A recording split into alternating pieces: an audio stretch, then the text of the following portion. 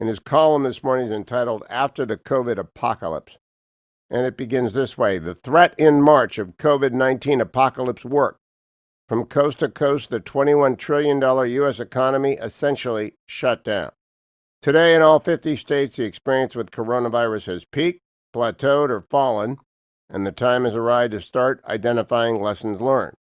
The past week's events have revealed one rule of thumb.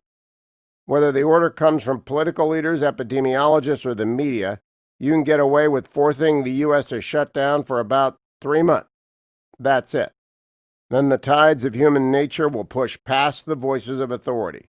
For better or worse, that's just the way it is. Dan is right. People are done. They are done. And they're going to go out. They know the risks. And people who are older with asthma are not. And people who have to protect mom and dad and grandma and grandpa are not going to let their kids get near them.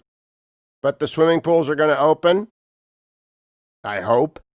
And you're going to see kids playing basketball at the local basketball place because you know what? They might get sick, but they're going to be isolated from grandma and grandpa, and they're not going to carry it home. And some people, yes, will continue to die, even as they continue to die from cancer and heart disease and everything else. The virus is here to stay until the vaccine arrives, but the therapeutics are better and the hospitals are ready. The shutdown has done its job. We have a job to do in Minneapolis. I am on AM 1280. The Patriot. I have never had other than a great exchange with Minneapolis police, and I've actually had quite a few of them. Because I have every other year, whenever I'm invited by Jay Larson, I go up and broadcast from the great Minnesota get-together, the Minnesota State Fair, don't you know?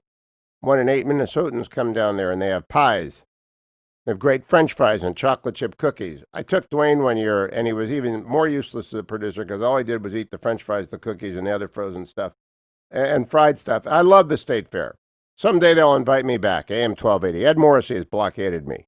Jay Larson won't let me come. I don't know why, but I love the State Fair. And I love the Minneapolis police, who must wait all year long for those 13 days of glory. It's more like 17 days, where they sit at the entrance of the fair and wave people in. I mean, it is a cush job. So I have never had a bad experience with Minneapolis police, but wow, did they murder George Floyd. Murder's a strong word. I've watched all the videos. An officer of the Minneapolis Police Department murdered George Floyd. And it appears that the first reflex of the Minneapolis Police Department was to cover it up. They did. Now that's all fallen to hell, and the Hennepin County attorney, who used to be named Amy Klobuchar, but isn't anymore, Amy Klobuchar went to the Senate, hasn't yet begun, but the FBI has been urged by President Trump to step in. It's a shocking video. More on that later today. The biggest story of all is, of course, China is jackbooting Hong Kong. China votes to override Hong Kong's autonomy on national security, is the Wall Street Journal headline. China approves plan to impose national security laws on Hong Kong, is in the Financial Times. All over the world knows that Hong Kong is no longer free, and banking and capital should flee that place to Singapore. Property values are going to plummet in Hong Kong. No one's going to want to live there. No one's going to want to visit there. Even when the virus is over, those shops are done. You can't pretend to have a free city. It's not free. It's just another of Xi's playthings. I mean, Xi has turned into the worst leader. He's like Sun Yat-sen in his failed ambitions. He's like General Chiang Kai-shek in ruining China. He's no Mao. He's certainly not Deng Xiaoping. He is the worst of the leaders that they've had, and in doing this, and in fighting a war, getting ready to fight a war in India to try and divert people. Everybody in China knows. They whisper. They're afraid of the guy. He's like Erdogan times 100. He's like Putin times 1,000. And we know that. President Trump is drafting an order that could limit protections for social media companies. What that means, basically, is they don't get Section 230 protection. If they're going to be newspapers, that's different from being bulletin boards. You know, the bulletin board at school where everyone puts everything up that they want, buy a couch, get a job. I use those bulletin boards for my most famous practical joke ever, which I may or may not tell you about. But in any event, Twitter's a bulletin board. Facebook's a bulletin board. When you start to publish on there, you start to edit, you start to comment, you start to editorialize, it's a newspaper. And when it's a newspaper, it loses many of the protections. Then it becomes liable for the slanders that appear. It becomes liable for the horrible, reckless truths that are told. It becomes liable for the disinformation. Well, Twitter, you started to editorialize, that's what you're going to get. Pentagon is preparing plans for President Trump. He's going to order more thousands of troops out of Afghanistan. I'm going to play that as well. Discuss that as well with Lindsey Graham later in the show. And Mike Lindell, the My Pillow guy. Go to mypillow.com. He's a great conservative, great Christian man. Use my term Hugh. You get the best price going. Better than anyone else. Better than Gallagher, certainly. But you go to mypillow.com. He is profiled in the Washington Post today. Is the My Pillow guy the future of the Republican Party, or is he just dreaming? I don't know if he's the future of the Republican Party, but Mike Lindell is one of the world's great people. He is a bundle of recovery energy. He's a former crack addict turned successful entrepreneur. He's been on the show a number of times. He's a sponsor of the show. I love the guy. And they also make the best pillows in America, the best sheets in America, the best head covers in America, the best airplane rests in America. Go to mypillow.com, type in the word Hugh, H-U-G-H. Get the best deal at MyPillow. And go to WashingtonPost.com, type in Mike Lindell, and you'll find just a terrific profile of a terrific human being. MyPillow.com. That's where you go to get the best and to support Mike Lindell. Of course, the snide elites will mock him. I love the guy, a believer who's unafraid of the gospel, and he gives you a good product to boot. Better when you use my name, Hugh, at mypillow.com. Stay tuned.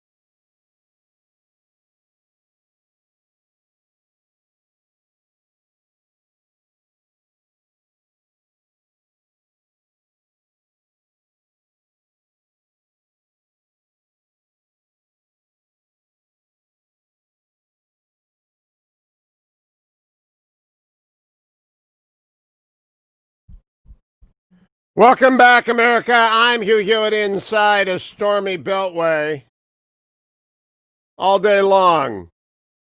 Gonna rain, and then it's gonna rain some more, and then it's gonna rain.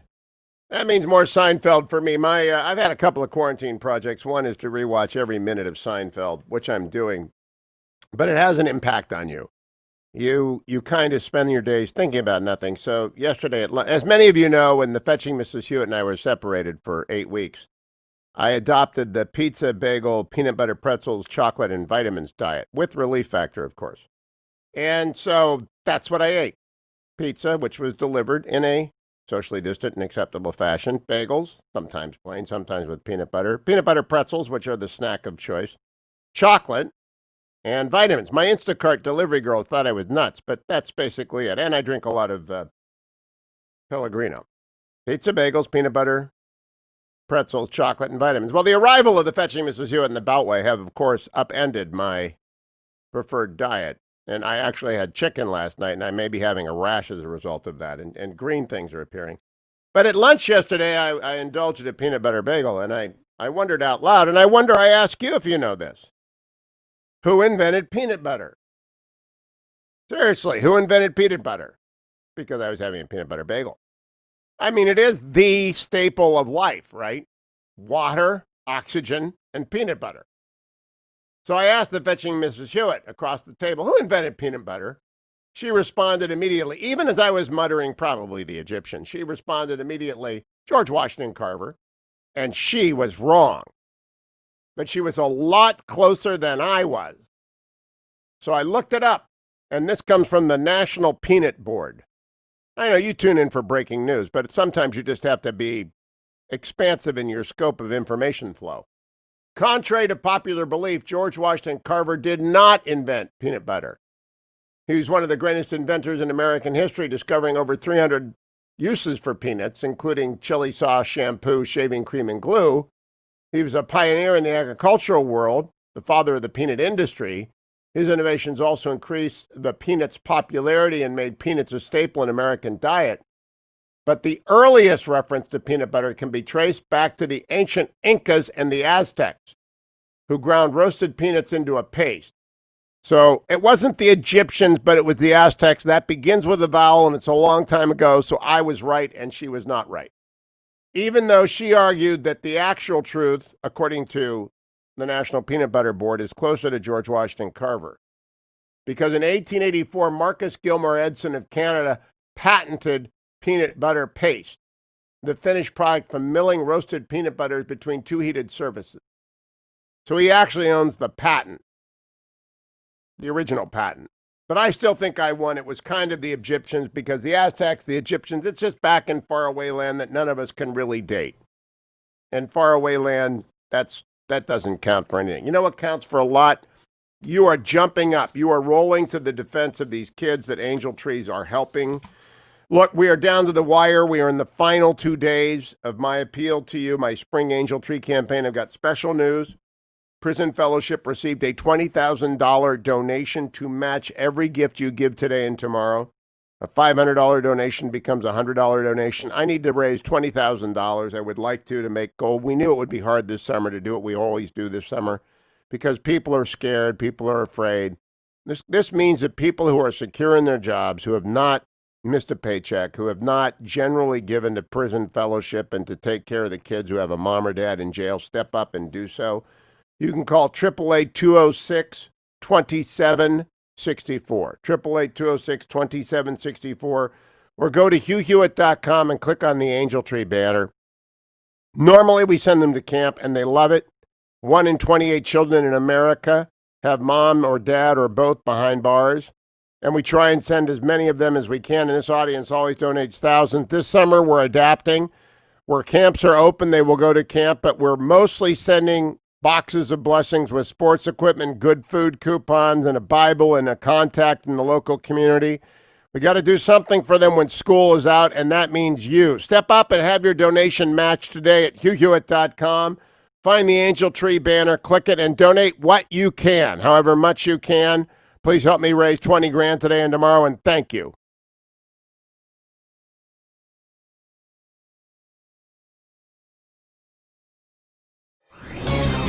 This is Albert Mohler for townhall.com. A chilling headline ran over Easter weekend from CNN. Louisville police officers to record license plate numbers of Easter weekend churchgoers. Over the course of this pandemic, I've argued that churches should follow generally applicable shelter-in-place orders, that these orders and guidelines do not violate religious liberty. Indeed, we ought to comply with them out of love of neighbor. But if policies single out churches and religious groups, it becomes an entirely different issue, an unconstitutional violation of religious liberty. Over the course of the last several weeks, some government officials have crossed the line. In the case of Louisville, it took a restraining order from United States District Court Judge Justin Walker to curtail Louisville Mayor Greg Fisher's attempt to prevent even drive-in church gatherings. The judge said, quote, "The mayor's decision is stunning, and it is beyond all reason unconstitutional. Consider this. In America, in 2020, comes the threat that they're taking names and they're taking numbers. It's extremely important that all American Christians take note, and in a hurry." I'm Albert Mohler. ADF, fighting for those whose religious freedom is being violated.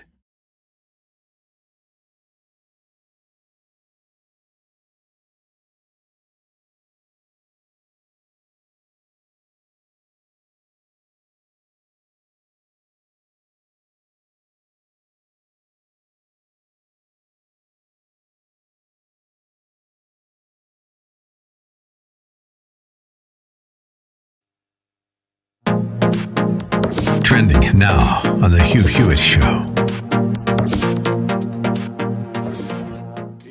On a personal level, Mr. Secretary, not as Secretary of State, do you believe that the Communist Chinese Party has told us the truth on any significant issue in the last 3 months? Well, I'm sure there have been things they've accurately described to us, but it's pretty clear at this point that the Chinese Communist Party is one of its central challenges in any institution that is authoritarian is the absence of the ability for information to flow freely. You saw this, Hugh, in the weeks before this. They decided to kick out U.S. journalists from the Wall Street Journal, the New York Times, the Washington Post.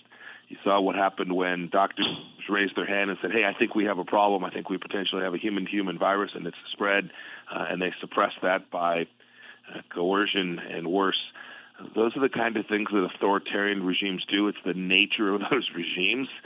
And as a result of that, the information didn't get to the right places. And so for days and weeks, the world didn't know what was confronting it. And in a virus like this, those first hours and days and weeks are the most critical in stopping the spread. And the Chinese Communist Party failed to do that properly. I'll say this too, Hugh. We still need transparency today. We need openness today. We are still in the middle of this. We still don't know the precise source and origin spot of the virus. That will turn out to be important for epidemiologists and experts to help us get to the backside of this. We still need that kind of openness, and we urge every country that has information about the virus and data sets and is working on a vaccine or therapeutics to share that information broadly in the scientific community.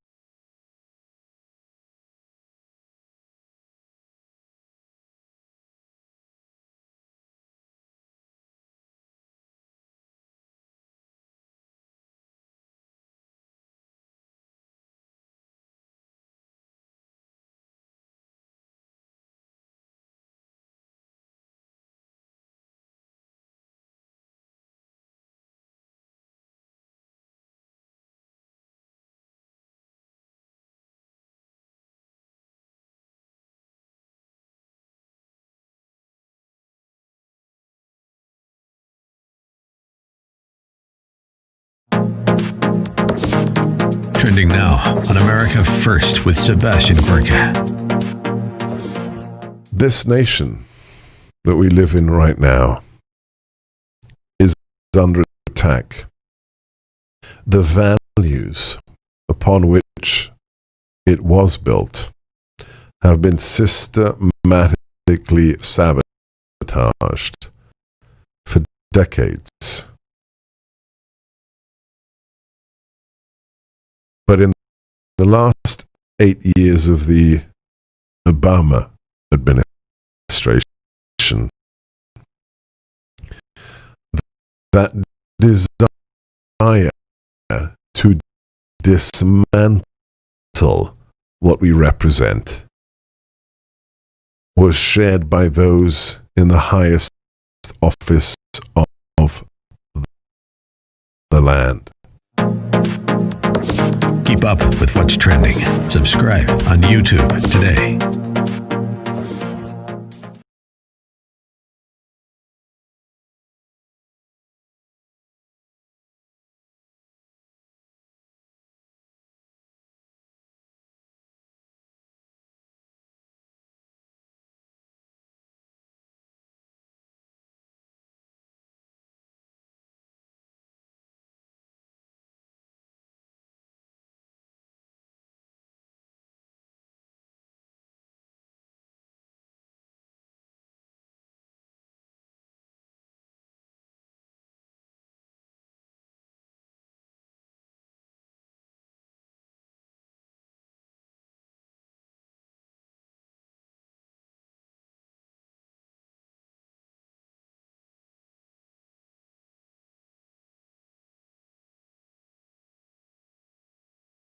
Does this seem like your quarantine America? Hugh Hewitt here.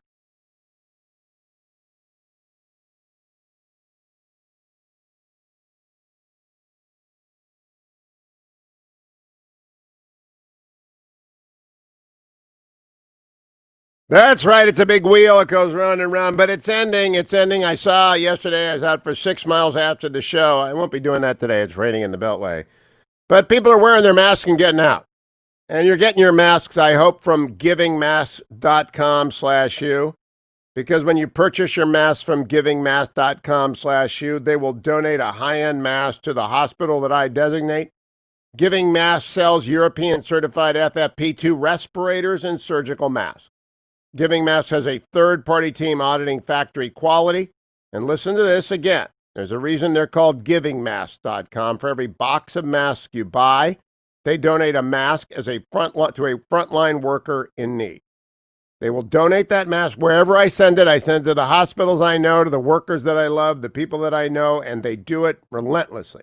So order today at givingmask.com/Hugh and feel good about the protection you're providing employees and people on the front line, even as you act in a socially responsible way. And I'm one of those who believe in wearing masks in supermarkets, in stores.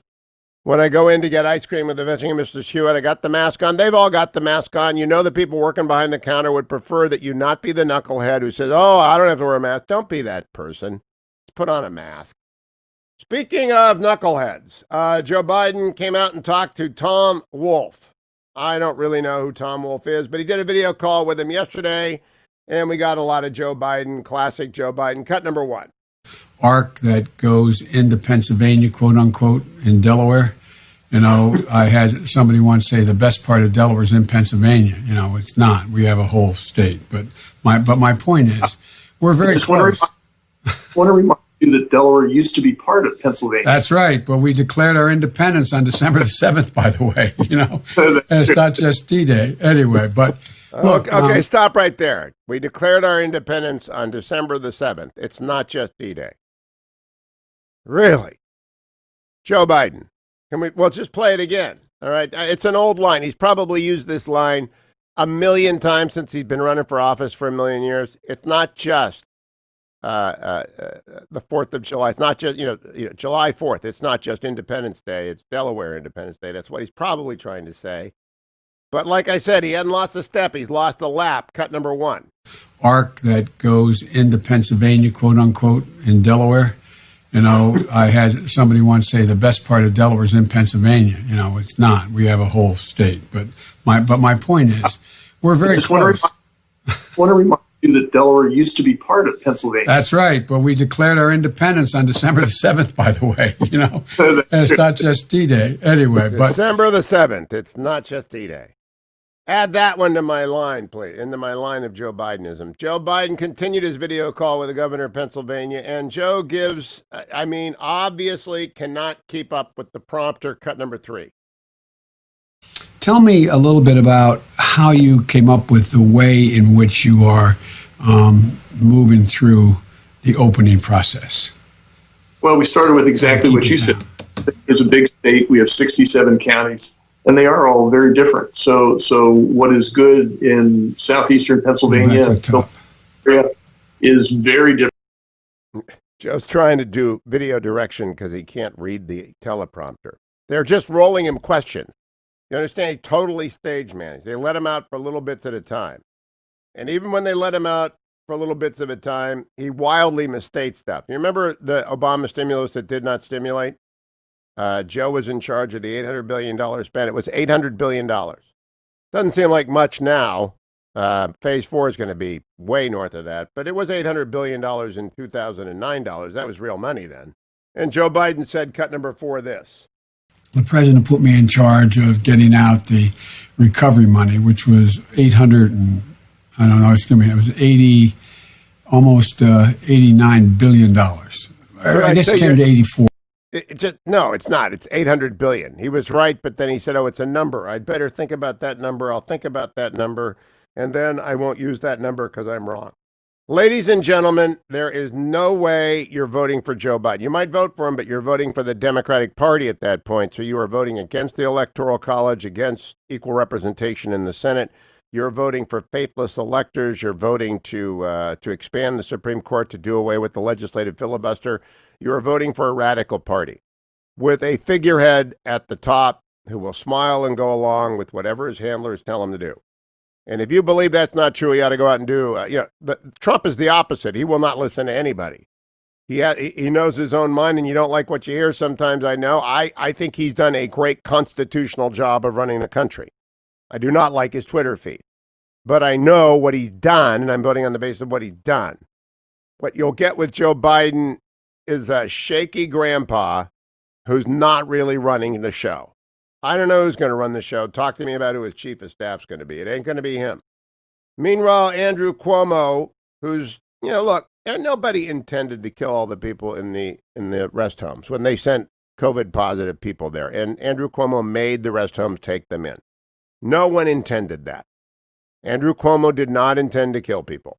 He is not responsible for their deaths. He did the best he could. And I wish everyone would just adopt this about everybody. Everybody's doing the best they can in an unprecedented situation. The CDC did not intend to screw up the first test. All right? They didn't. And Donald Trump's famous sunlight press conference, he didn't intend for the media to run off and say, hey, inject yourself with Lysol, which he didn't say, but they wanted to, hit Trump. So that's what they did. I just kind of adopt. Everyone's doing the best they can. But Andrew Cuomo, you should adopt, hey, I did the best I could, but he didn't do that. Yesterday, he said this, cut number 14. The nursing home, the obligation is on the nursing home to say, I can't take a COVID positive person. I'm too crowded. I'm too busy. I don't have enough PPE. Whatever the answer is, doesn't even matter. It's if they say I can't take the person, they can't take the person. So that's how it works. You know what? I'll tell you right now, that's not how it worked. Andrew Cuomo and his health department ordered nursing homes to take COVID patients, and that's why so many people died in the New York nursing home. By the way, the Democratic governor of New Mexico has been violating her own rules. She's our Dominic Cummings, except Dominic Cummings actually had an explanation. Like the governor of Michigan, Christine Whitmer, whose husband went boating. The governor of New Mexico, Governor Michelle Grisham, just decided she would violate her own shutdown orders. Here's a report from the CBS affiliate in Albuquerque, KRQE. Cut number 16. But first tonight, did Governor Michelle Lujan Grisham play by her own rules? Tonight, News 13 has learned back in April when she ordered non-essential stores to shut down and lectured all New Mexicans to stay home, a non-essential business open so she could buy jewelry and have it basically hand-delivered to her. What does the governor have to say?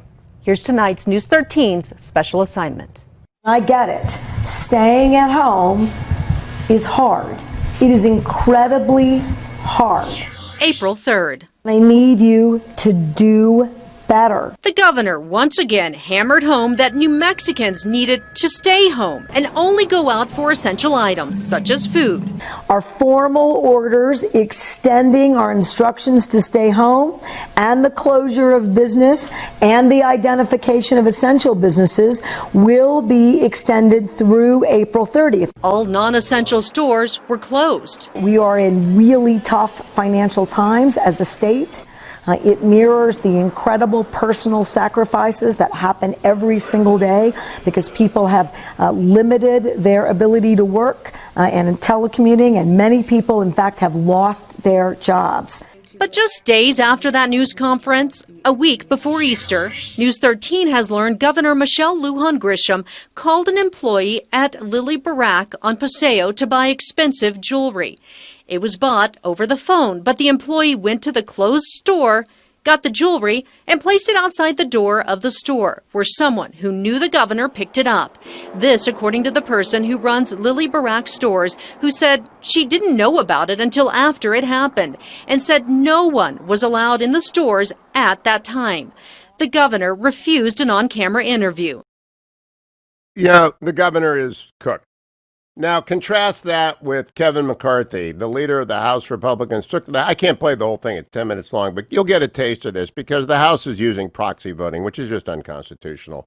Cut number 7. But his name will no longer be on it. And the only reason we're going to get a vote on it because the Speaker had to pledge to somebody to vote for the $3 trillion bill that we'd vote on it. And once we found out everybody loved the bill, lo and behold, we can't let a Republican have the name on the bill. So we changed the bill number, didn't change the bill, but took his name off. He's no longer the main author of the bill, even though it was his idea. Something you could be very proud of on the other side. You played politics well that day. Chip Roy will tell me, though, he doesn't care who gets the credit. He just wants to help the small business. I look forward to the member who took his name and tried to campaign on that. That's a lot of character on your side, by far. I hope you're proud of that, because I don't think anybody in the country is. Now let's just look at some facts. I respect the chairman of the Rules Committee. I read his reports, and even in April, he wrote a report about proxy voting, and he questioned the constitutionality of it. I don't know if the Constitution changed between then, but I don't believe it has. But let's look exactly at the facts of what you have. Now, I think many of you will say in your own states, things are getting better. I know in my home state, we can go to church. Yes, we can get our hair cut. Restaurants are opening up. But 2 weeks ago, you'd probably argue it was a little worse. At that time, only 12 Democrats couldn't make it here to vote for their $3 trillion bill. Now there are more than 70 that are supposedly signing something to say they physically can't make it here now. I wonder if any of them are having a fundraiser today. You know, that is what's going on. The Democrats, it's embarrassing. They won't go to work. And the Republicans aren't letting them off the hook. The Senate is at work. I go into a supermarket, people are behind the counter in masks. Going to get ice cream, people are work. People are going to work. Democratic representatives don't want to work. They want to stay home. And it's not because of health, they just prefer to stay home. They don't want to deal with reporters. They don't want to deal with tough questions like, well, they've just botched this thing. But Kevin McCarthy took them to the woodshed. Good on you, GOP leader. Time for ReliefFactor.com, even though I will be staying indoors today. There you go. You can hear it. I'm not going to use my superpowers today to just fly by people on the running paths. But I got some lukewarm coffee, and I will stone cold coffee. Absolutely stone cold. But I carry curcumin, resveratrol, and omega go down, whether it's cold coffee, water, warm coffee, piping hot coffee, not so good. But it's good for you. The only supplement I take it every day. Yesterday was 6 miles. Tuesday was 8 miles. Today is an off day. I just don't do the rain. You know, I just don't do the rain anymore. When I was young and running marathons, I would go out in the rain and I would put on the windbreaker and it was before Gore-Tex. That's how old I'm, 64. It was before Gore-Tex. And so you got soaked and the feet got wet. And I even ran a marathon, one of the Marine Corps marathons I ran in the rain. I don't do running in the rain, but I do take my Relief Factor, whether it's raining or not, because I can just do the stairs today. Just go up and down the stairs, and ReliefFactor.com makes you feel better. Going to talk to Michael Oren next about the cyber attack on Israel's water system and what it means for cyber warfare. Michael Oren joins us from Israel next. Stay tuned.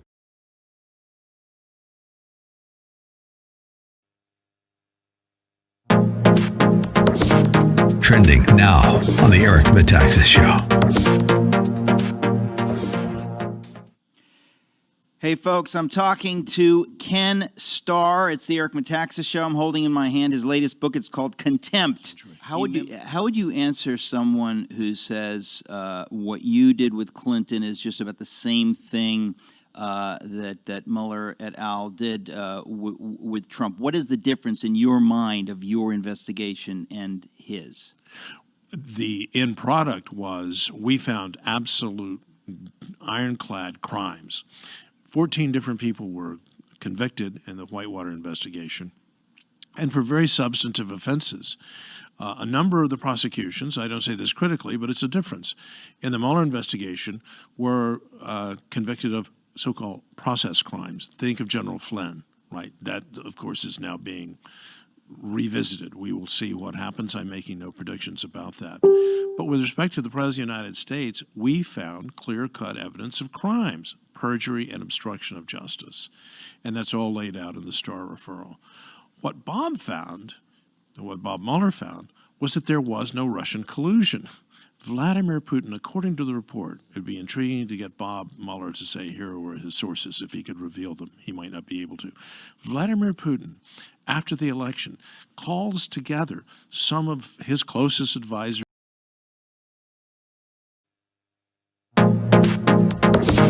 Trending now on the Dennis Prager Show. Young people today, not even young, I would say even under 40, do not know what America was like when it was truly free. It's an early memory. There was a lightness. That's what it is. There was a lightness to American life. Today it is heavy. Yeah, I had put a tweet out, I think about a day ago, that's gotten, 1.4 million looks on it. It was a tweet. It said, somebody's told me Gavin Newsom says California won't get back to normal until we find a vaccine. And I wrote, California hasn't been normal.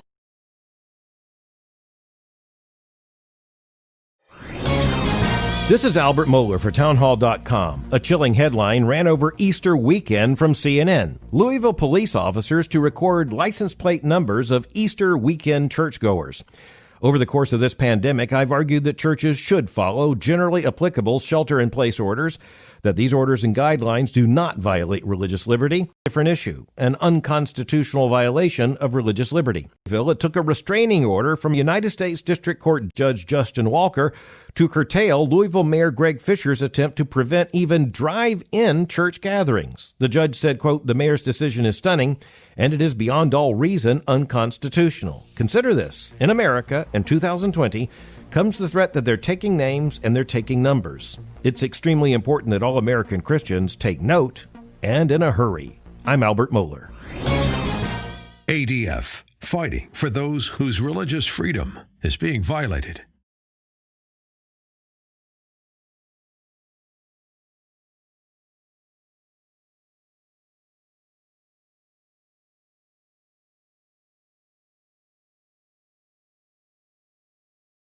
Welcome back, America. Joined now by Dr. Michael Oren from the great state of Israel, former ambassador to the United States from Israel, former deputy minister. Good morning, Dr. Oren. Great to have you. Great to be with you as always, Hugh.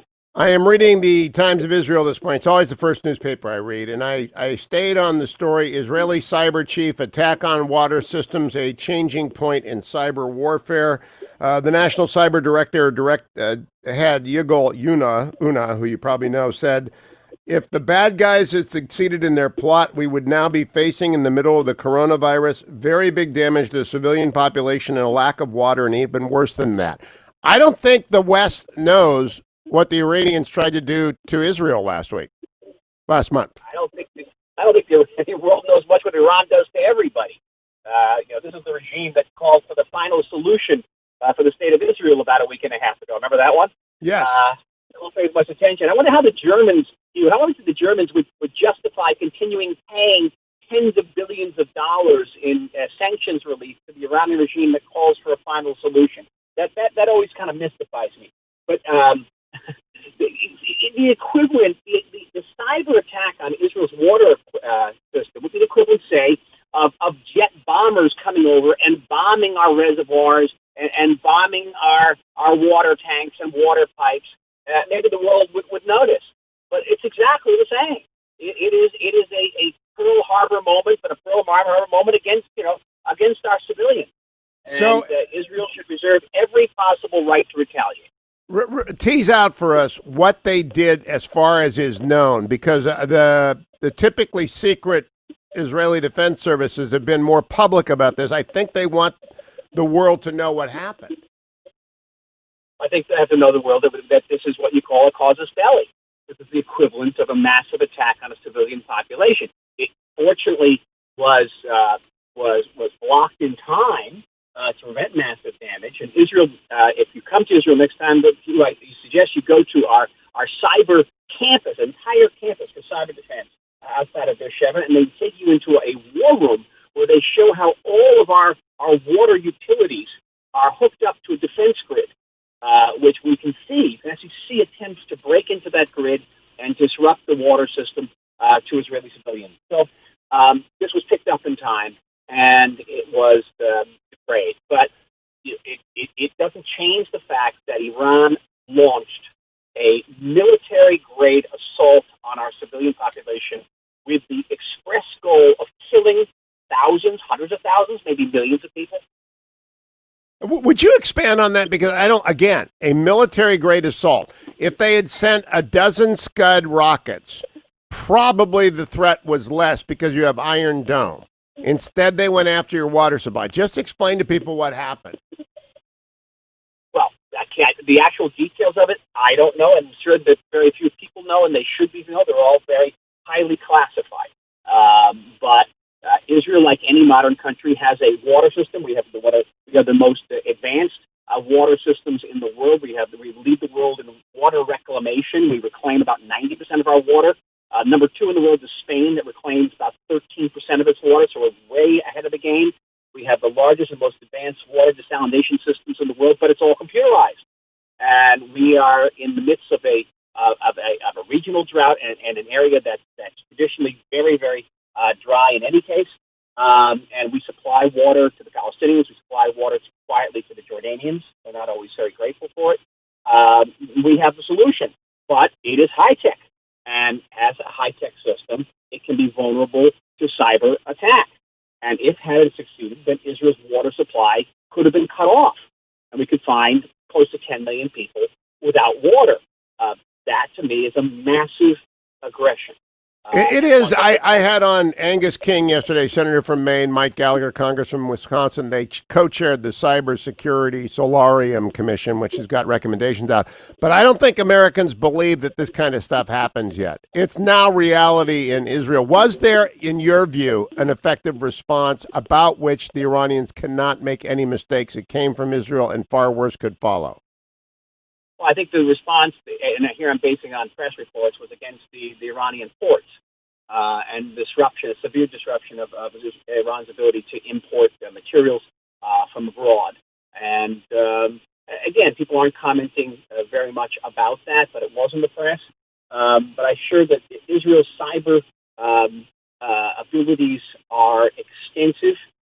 Here's an interesting statistic for you. Israel represents 0.002% of the world population, but we account for 20% of the world's investment in cybersecurity. That's punching 200 times above our weight, and the Iranians know it.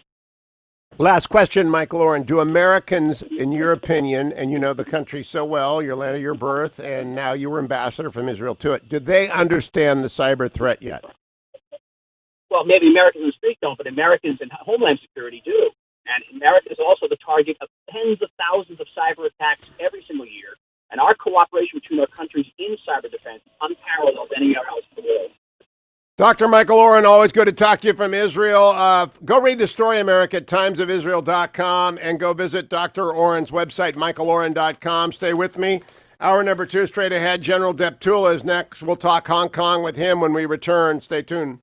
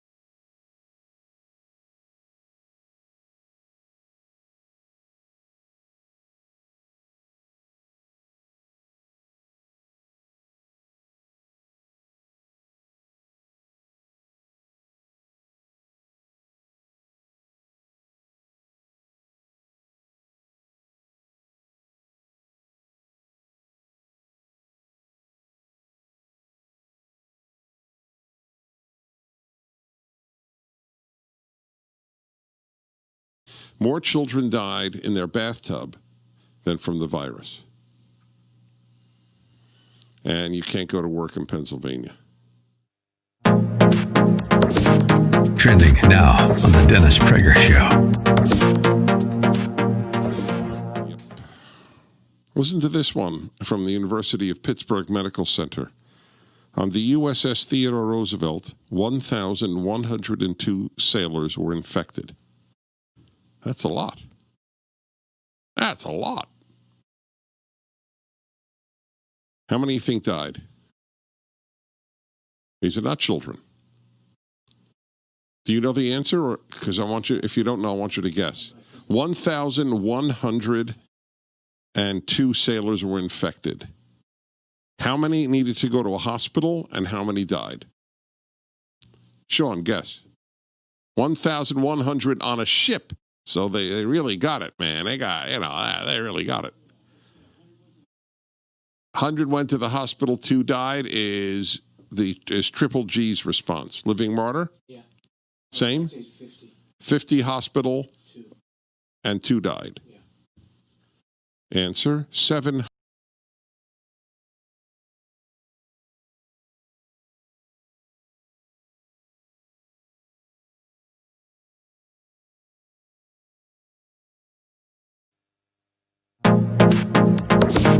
Trending now on the Dennis Prager Show. Young people today, not even young, I would say even under 40, do not know what America was like when it was truly free. It's an early memory. There was a lightness. That's what it is. There was a lightness to American life. Today it is heavy. Yeah, I had put a tweet out, I think about a day ago, that's gotten, 1.4 million looks on it.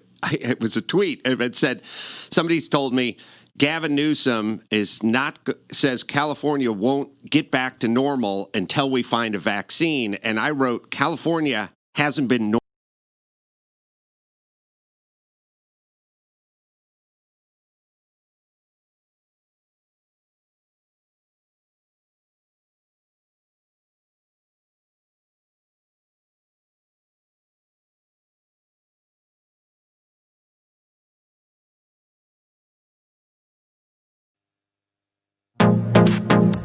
Trending now on the Hugh Hewitt Show.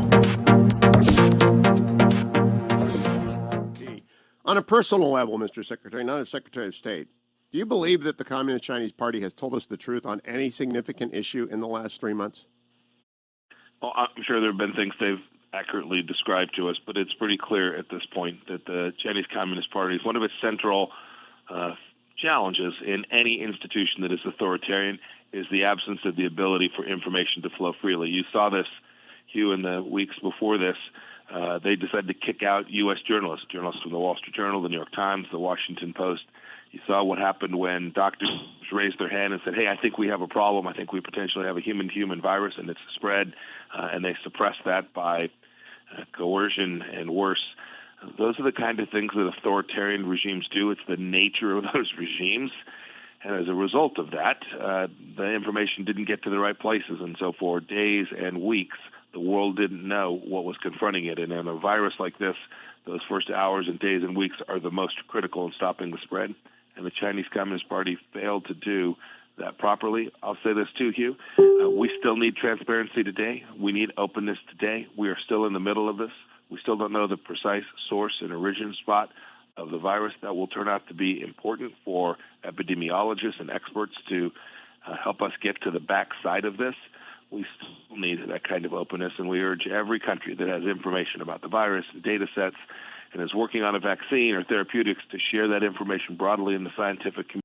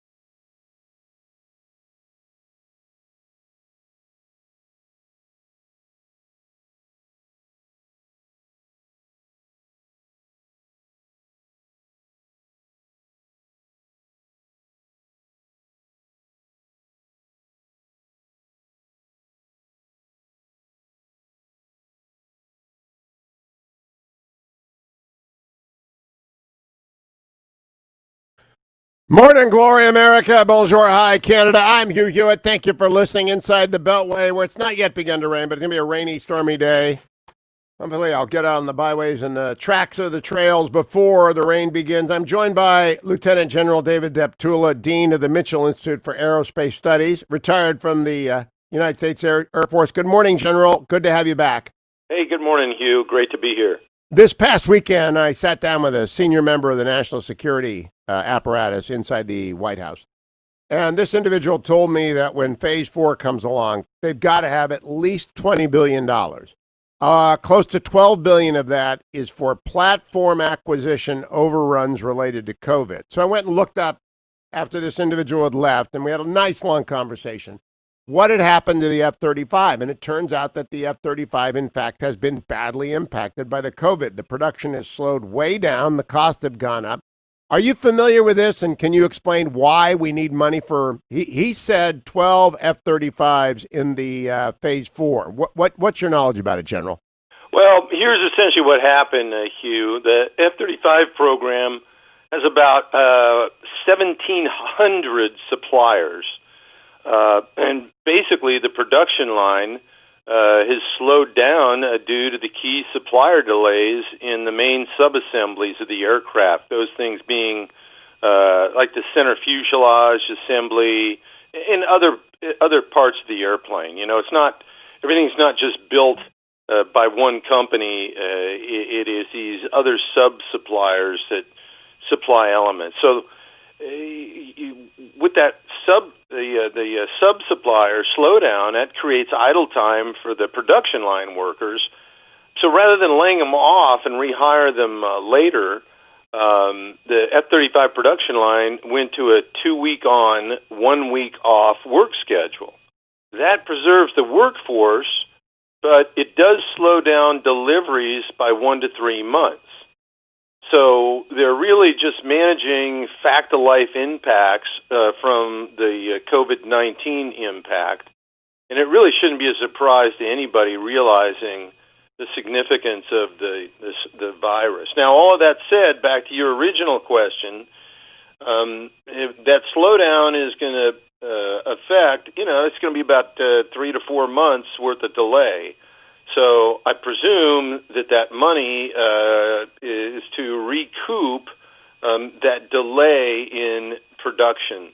That was the theory, that if you order another 12 in Phase 4, the lines will all begin to work at lickety-split level. Maybe it's a time and a half. Maybe they just get back to where they were, and the money flows downhill to all those suppliers who would otherwise. This is the Defense Industrial Base Management. The F-35s will eventually show up, and I hope we buy the whole fleet. But if you increase the acceleration of the buy right now, you have an impact on the defense industrial base. Does that make sense to you? Sure does. You bet. That's a simple way of the simplest way to explain it. All right. Now, the other thing he said they need is $8 billion for an additional Virginia-class sub, and I did not get this, Coast Guard funding. Apparently, Coast Guard vessels around Greenland, around American Samoa, around some of the smaller First Island chain are as effective as U.S. Navy vessels. Were you familiar with that at all, General? A little bit, not a whole lot. But I tell you what, Hugh, I suspect that the same thing or a similar impact that we just discussed on F-35 in terms of sub-suppliers being slowed down is the same thing that's affecting the Navy and Coast Guard production. All right, now talk to me a little bit about deterrence of PRC actions beyond Hong Kong. There is literally nothing that the United States can do about Hong Kong under the terms of the 1997 treaty, except withdraw the special status it enjoys and urge banking and finance to flee, what is now basically being swallowed by the Chinese Communist Party whole in one bite, according to General Secretary Xi's demands. There's not much we can do, nor would we consider doing militarily. What might we do to deter further aggression? And this time I'm thinking Taiwan is the golden jewel of the First Island chain. What can we do? Well, some of the things that we can do is show our ability to project power in the region. And one of the things that the Air Force did here recently, has been doing more and more of it, is demonstrating the ability to project power by flying B-1 bombers over the South China Sea. We flew 2 of them over there on Tuesday, which is the latest action in an increasing number of U.S. military demonstrations in the region. What this involved was 4 bombers deployed to Guam, and they're the ones that flew the mission to basically demonstrate the Air Force's ability to operate anywhere international law allows at the time and tempo of our choosing. And so that sends a pretty powerful message, and it tends to deter further adventurism by the Chinese in the South China Sea. So that's one significant element that you've seen. Maybe it hasn't made national headlines, but it's out there, and certainly China and our allies in the region are aware of that power projection capability. How many B-2s do we have, General? B-2s, we have 20. 20, that's it. That's America's stealthy bomber fleet, all right? And that's why America needs to get on with producing the B-21. Now, when does that we cover the same ground often, but we got Steelers fans, so it doesn't hurt. When is the first B-21 going to roll off the assembly line? There's still estimates because it's under development, but we're looking probably in the 2023-2024 time frame. Has it been funded adequately for a first tranche? Not the first production tranche, but development of the airplane. You know, the building of the initial prototype and the research and development work is flowing adequately. Because Phase 4 is supposed to be limited by a decree of the leader, and I understand why he's doing this, to COVID-related expenditures. Do you consider, General Deptula, money spent on the B-21 to be COVID-related in that it helps deter the Chinese? Well, absolutely. I mean, one of the things that's being significantly neglected, and I say significantly, not completely, because you just mentioned some of the monies that might come forward for defense, but defense writ large. I mean, we just increased our national debt by $6 trillion, and you know, a mere fraction of that went to defense. We can't forget that, you know, you can argue about guns and butter till the cows come home, and everyone has a different opinion. But the bottom line is the preamble of the Constitution states the reason that we have a government in the first place is to, quote, provide for the common defense and promote the general welfare, not provide for the general welfare. I understand the impact and the necessity to take care of the working folks who had nothing to do with this virus, but at the same time we have to take into consideration the importance of defense, and the corona epidemic has had a significant impact. And I can tell you what, look, Hugh, yesterday I had a good discussion with the Air Force's new Director of Strategy and Requirements. And he made it very clear that COVID-19 is accelerating a modernization day of reckoning, if you will. Because with the declining resources given to defense, there has to be a choice. We can either modernize or we maintain the older equipment that we have. And the older equipment that we have, I've said this before, we've got a geriatric Air Force. We're flying bombers that are 58 years old. If we're going to be able to succeed in the future, we have to modernize and improve our defense. Would you ever buy another F-18, General? No. That's a flat no, not done. That's exactly right. It's a flat no. We've bought F-18s, and which is a fourth generation aircraft, and you know I'll throw in F-15s and F-16s into that too. It's not time to buy new airplanes that were designed half a century ago. It's time to build modern, capable, sensor shooter aircraft that can operate in contested environments. That means fifth generation and beyond. That means next generation air dominance aircraft. That means enhancing our F-22 force by taking the older training airplanes and bringing them up to combat capability. We need to modernize. We can't hang on to the past. Lieutenant General David Deptula, Dean of the Mitchell Institute for Aerospace Studies. Always a pleasure. Thank you, General. Don't go anywhere, America. I'll be right back on this Thursday edition of The Hugh Hewitt Show. Portions of the Hugh Hewitt Show are brought to you by Prison Fellowship's Angel Tree Summer Camps. Click on the banner at hughhewitt.com.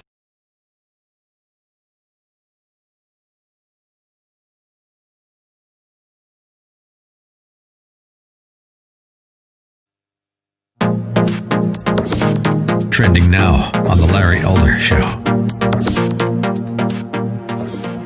Question, but I tell you, if you have a problem figuring out whether you're for me or Trump, and you ain't black. It don't have nothing to do with Trump. It has to do with the fact I want something for my community. I would love to see. Take a look at my record, man. I extended the voting rights 25 years. I have a record that is second to none. The NAACP has endorsed me every time I've run. Come on. Take a look at the record. All right. Thank you so much. I really appreciate it. Anyway, thanks. I will come back. All right. I look forward to seeing you in person. Okay, absolutely. Okay, pal. Thanks a lot. I appreciate it, Charlamagne. If you have a problem figuring out whether you're for me or Trump and you ain't black. Notice Charlamagne had absolutely no problem with that. Either he didn't really hear it, or he didn't appreciate how he was being insulted, or he agrees with it. Either way, it's bad. If you have a problem figuring out where you want me or Trump, then you ain't black. Trump's black support is probably at least twice what it was in 2016, which means Joe Biden is asserting that there are millions of black people who are going to vote for Donald Trump who aren't really black. I'm in trouble. Of course, this is how he rolls, isn't it?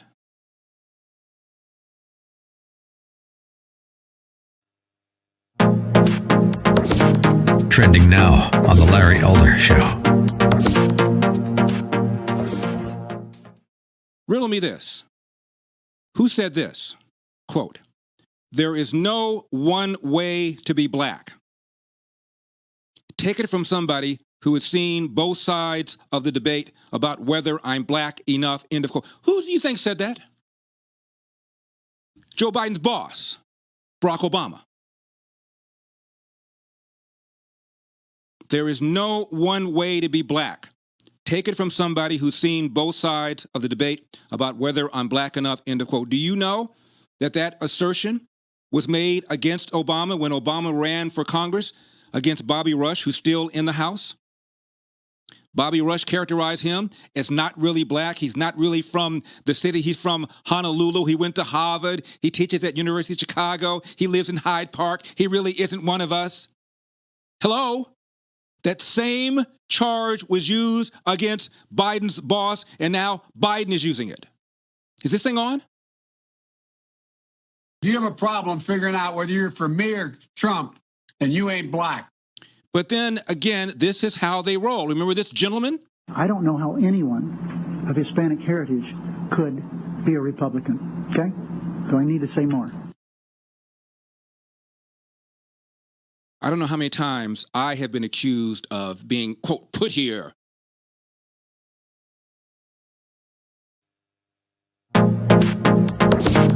Trending now on the Dennis Prager Show. Young people today, not even young, I would say even under 40, do not know what America was like when it was truly free.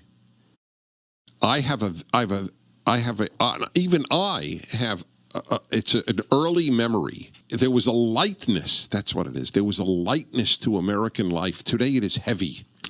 Yeah, I had put a tweet out, I think about a day ago, that's gotten, 1.4 million looks on it.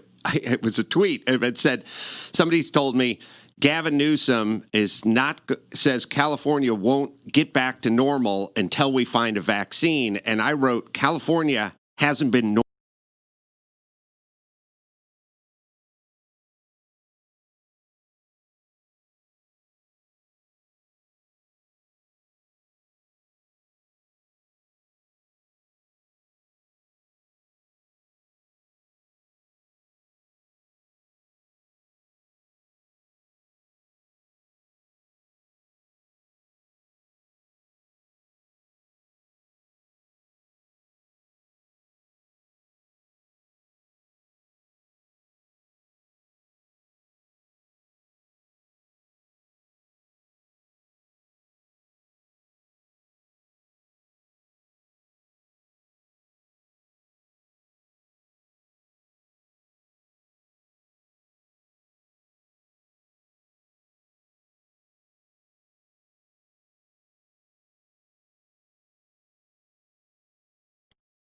22 minutes after the hour, America. A lot of fighters in America are badly cuffed up after the virus shutdown, but they're coming back. Time for the market report. The biggest business story of the day is reopening. It will be that way for many months.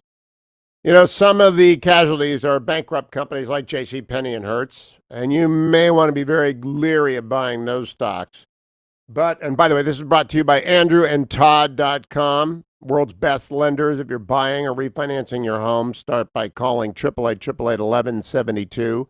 888-888-1172 connects you with AndrewandTodd.com. The 10-year Treasury this morning at 0.68%. It may rise a little bit during the day. It may fall a little bit during the day, but AndrewandTodd.com. They're with Sierra Pacific Mortgage. They lend you the money you need to buy a house. They especially help you if you want to refinance. A lot of companies just shut down, threw up their hands, and said, we can't make sense of these rates. Not Sierra Pacific, not Andrew Del Rey and Todd Avakian.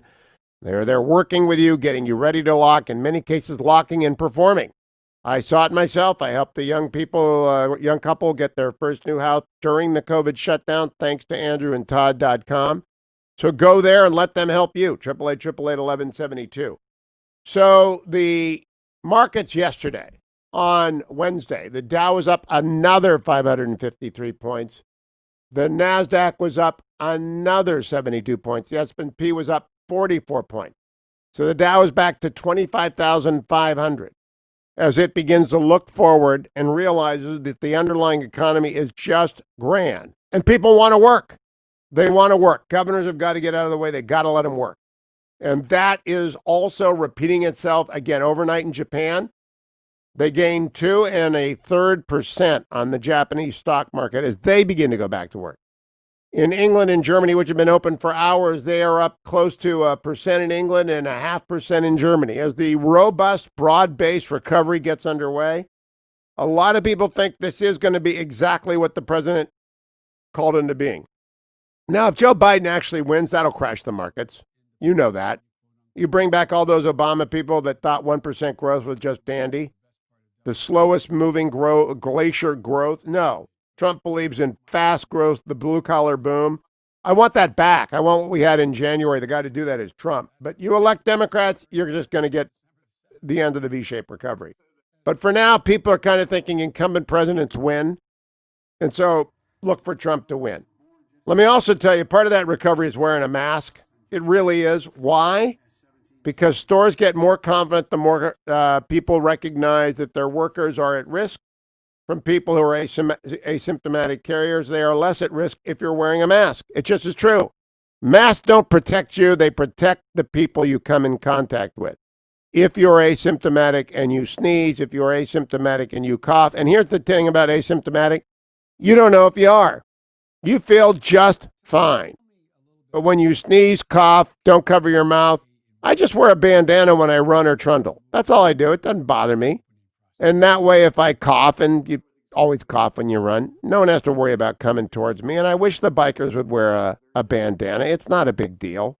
Masks aren't a big deal. You're not George Washington crossing the Delaware if you don't wear a mask. Just stop with that stuff. You're not, I'm an American. It's nonsense. If you wear a mask, you're helping the economy to get back to work and people to get their jobs back. So please wear a mask and go to givingmask.com/Hugh to get to a hospital of my choosing. I usually send them to children's hospitals across the country. Why? Because, a high-end mask is expensive. There are mask people out there. They're selling you crap. Go to givingmask.com, independently certified by a third party, the highest standard possible. Go get them from there. But for the normal stuff, your exercise outside, your shopping at Safeway, just wear a bandana. Don't be that guy. Don't be that person on a scooter who thinks that they're making a statement by not wearing them. Don't be that person. Be a patriot. Wear a mask. I'll be right back, America. Robert Costa joins me right after this on The Hugh Hewitt Show. This portion of the Hugh Hewitt Show has been brought to you by MyPillow. Call 800-951-5493 or go to MyPillow.com and be sure to use a promo code HUGH.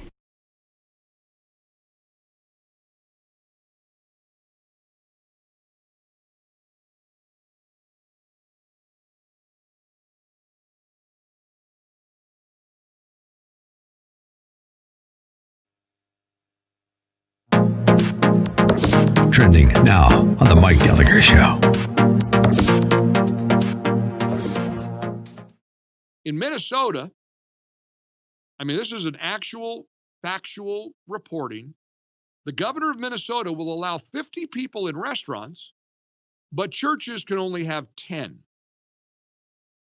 The governor of Minnesota, Tim Walz, announced yesterday restaurants can host up to 50 customers in outdoor seatings, but churches will still be limited to 10, even outdoors.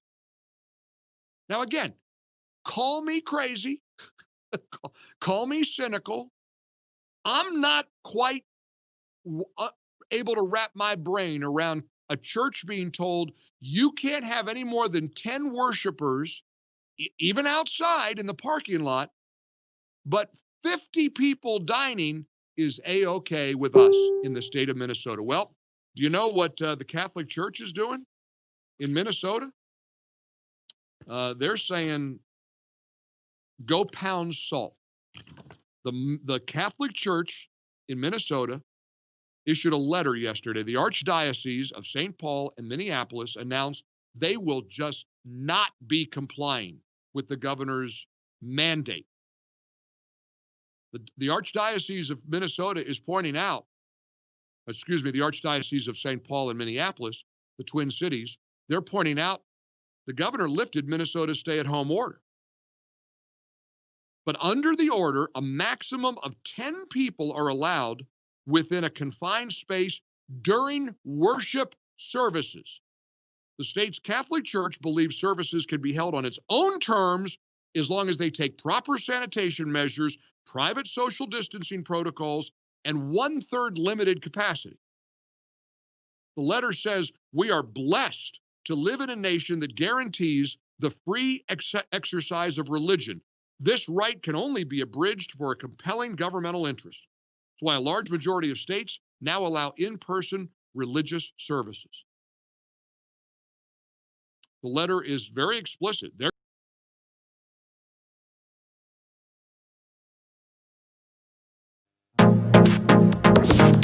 Trending now on America First with Sebastian Gorka.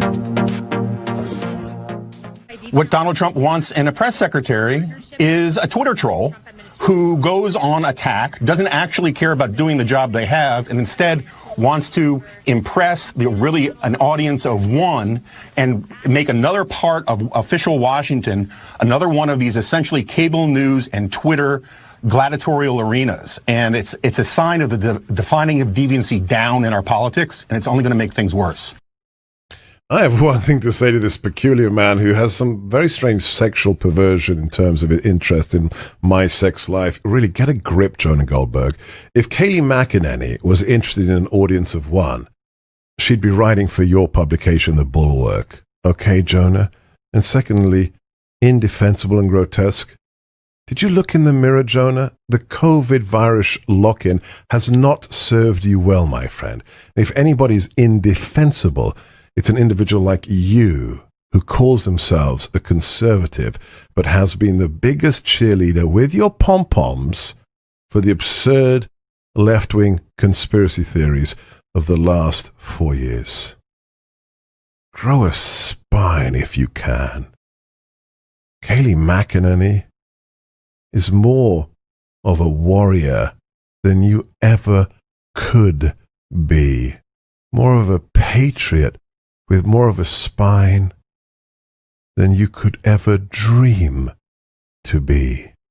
You are a sad, pathetic little excuse for I'd use the word man if it were relevant, but it isn't.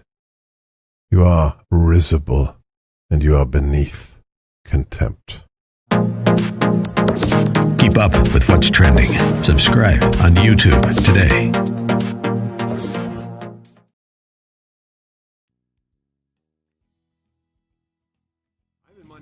I found my heart again. I came looking for the one fish that Hugh Hewitt caught.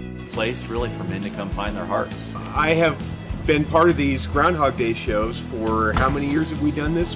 5-6 years in a row? The questions that we talk through take a lot of religious crap out of it and really talk to the heart. Even in the communications business, I could, I'm supposed to be able to give words to what I see, hear, think, and feel. And I couldn't wrap my arms around what I had just gone through, the journey I'd gone through. If guys could figure out some of this stuff when they're in their 20s, we could change a generation, I think. I now get it.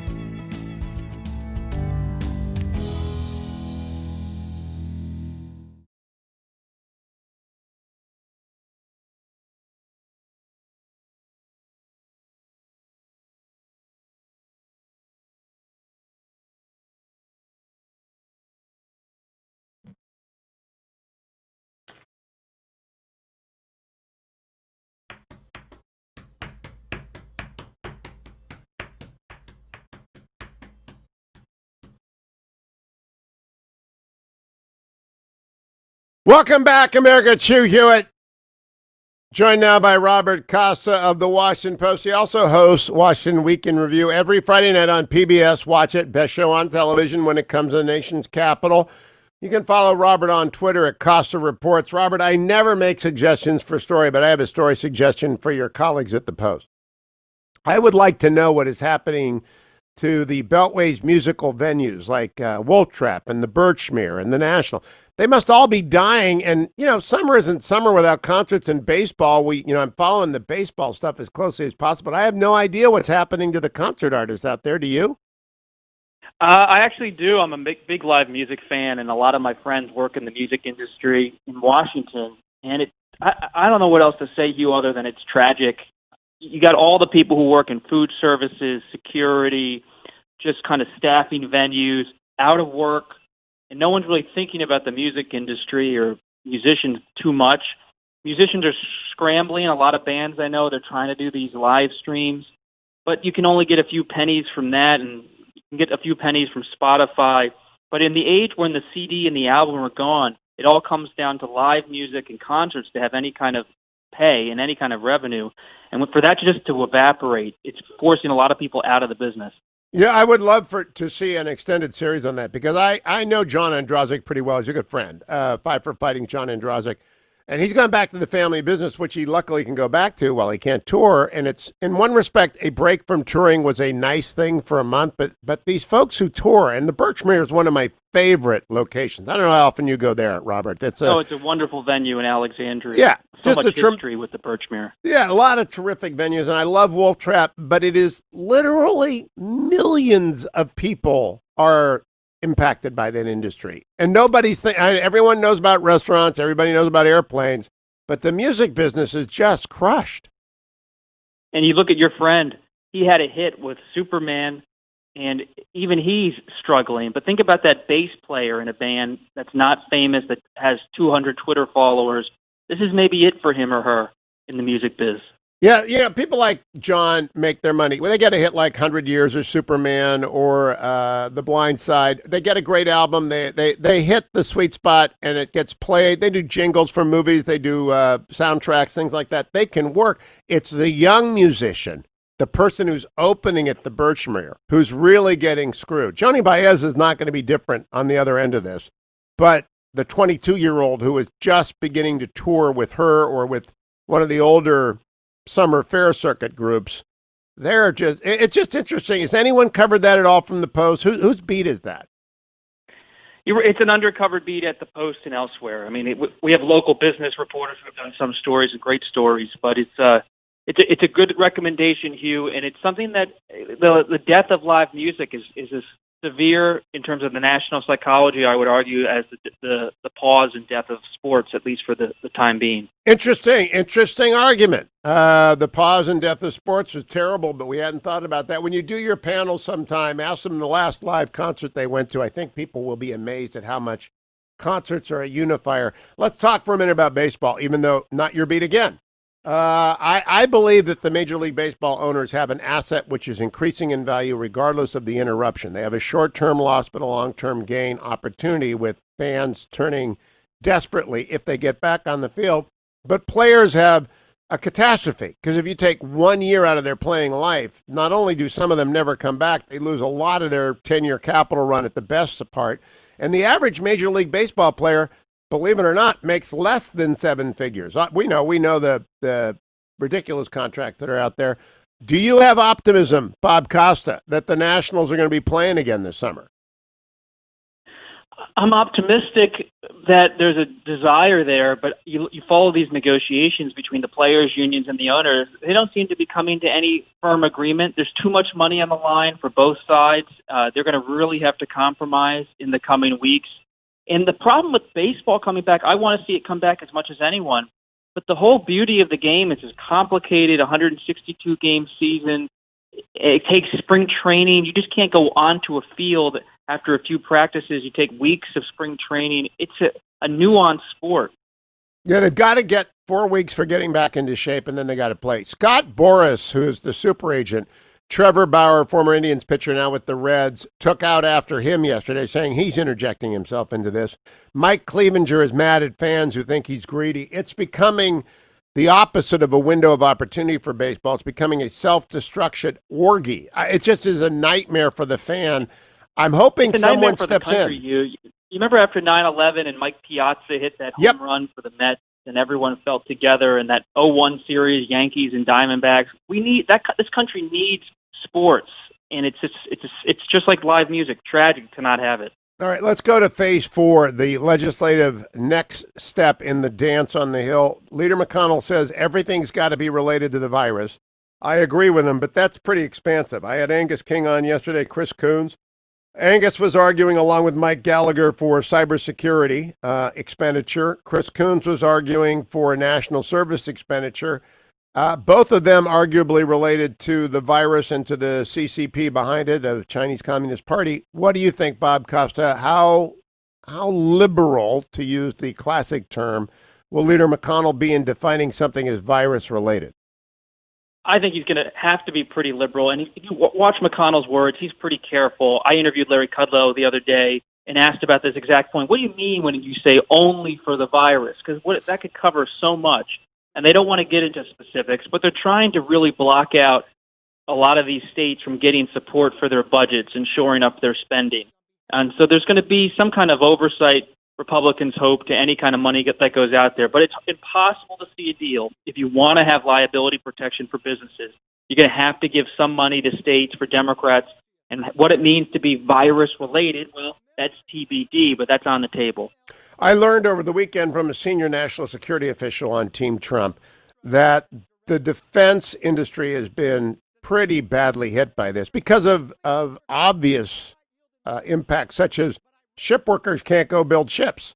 F-35s aren't getting built because the supplies aren't arriving. They need at least $20 billion for a variety of things, $8 billion of which goes to Indo-Pacific defense strategy, which includes some forward basing, some additional aircraft and ships. I think it needs its own title. Lindsey Graham is coming up. I'll talk to him about that. Have you heard that discussed much, Robert Costa? The Hawks always want it. They think President Trump has made a lot of progress in their view, so they would like to see the defense industry protected. But when you talk to moderate Republicans and Democrats, the first person they want to give help to is not the defense industry. So it's hard to see how defense gets help if states don't get help, if blue states feel like they're out on a limb. This is going to come down to a deal. And the challenge is everyone's waiting to see who blinks first as the jobless numbers mount.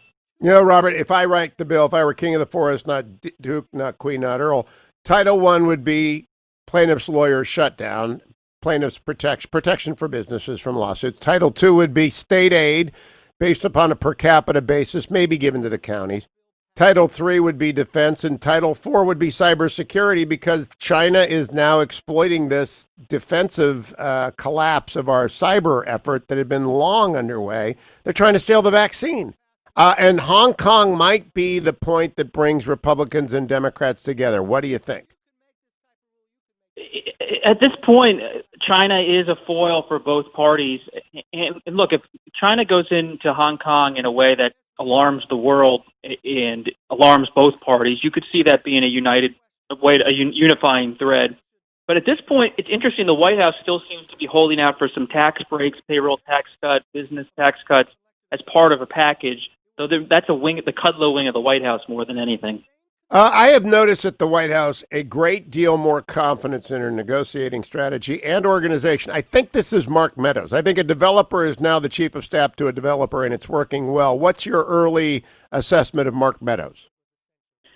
Meadows is a little hesitant, though, on the state aid, I'm told. He comes out of the Freedom Caucus mentality in the House, and he's not dying to help out some of these blue states. He's very suspicious.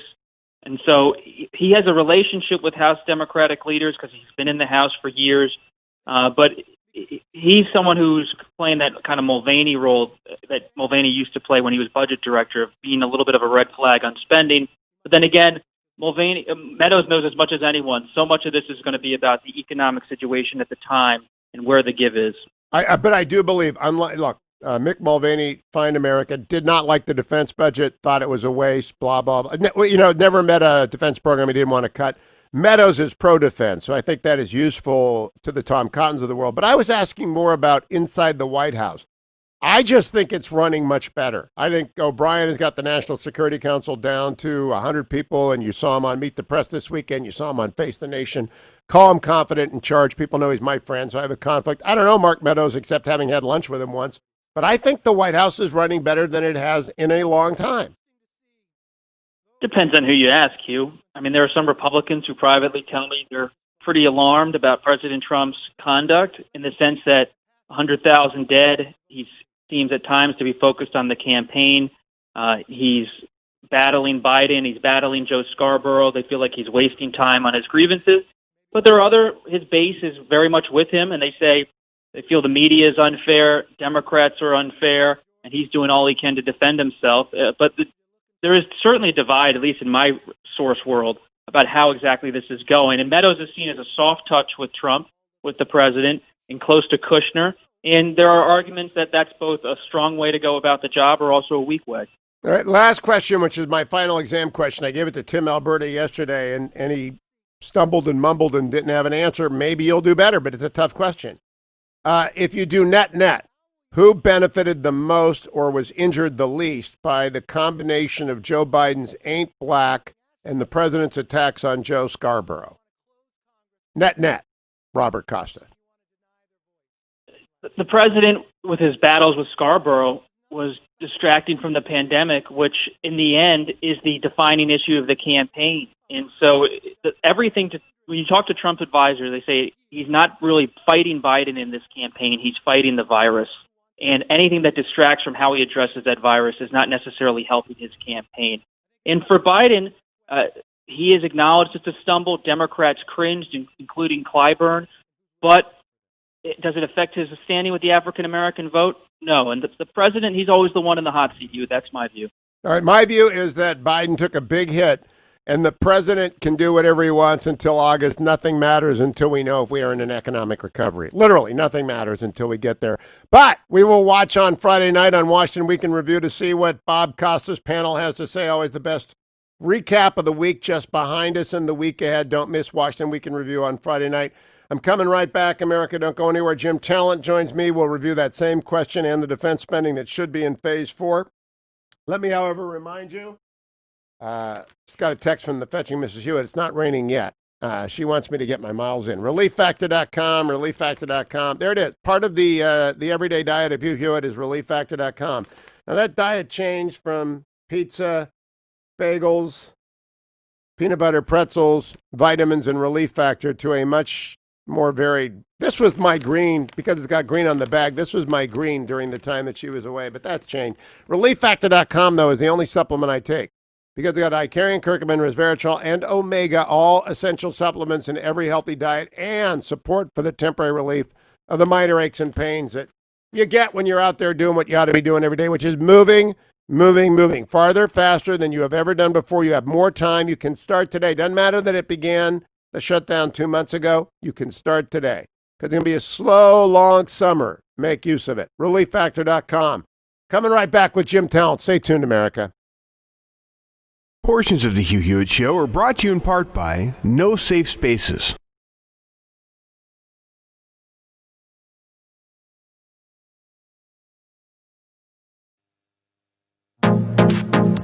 Trending now on the Hugh Hewitt Show. on a personal level, Mr. Secretary, not as Secretary of State, do you believe that the Communist Chinese Party has told us the truth on any significant issue in the last 3 months? Well, I'm sure there have been things they've accurately described to us, but it's pretty clear at this point that the Chinese Communist Party, one of its central challenges in any institution that is authoritarian is the absence of the ability for information to flow freely. You saw this, Hugh, in the weeks before this. They decided to kick out U.S. journalists from the Wall Street Journal, the New York Times, the Washington Post. You saw what happened when doctors raised their hand and said, hey, I think, and worse. Those are the kind of things that authoritarian regimes do. It's the nature of those regimes. And as a result of that, the information didn't get to the right places. And so for days and weeks, the world didn't know what was confronting it. And in a virus like this, those first hours and days and weeks are the most critical in stopping the spread. And the Chinese Communist Party failed to do that properly. I'll say this too, Hugh. We still need transparency today. We need openness today. We are still in the middle of this. We still don't know the precise source and origin spot of the virus. That will turn out to be important for epidemiologists and experts to help us get to the backside of this. We still need that kind of openness, and we urge every country that has information about the virus and data sets and is working on a vaccine or therapeutics to share that information broadly in the scientific community. This is Albert Mohler for Townhall.com. A chilling headline ran over Easter weekend from CNN. Louisville police officers to record license plate numbers of Easter weekend churchgoers. Over the course of this pandemic, I've argued that churches should follow generally applicable shelter-in-place orders, that these orders and guidelines do not violate religious liberty. Indeed, we ought to comply with them out of love of neighbor. But if policies single out churches and religious groups, it becomes an entirely different issue, an unconstitutional violation of religious liberty.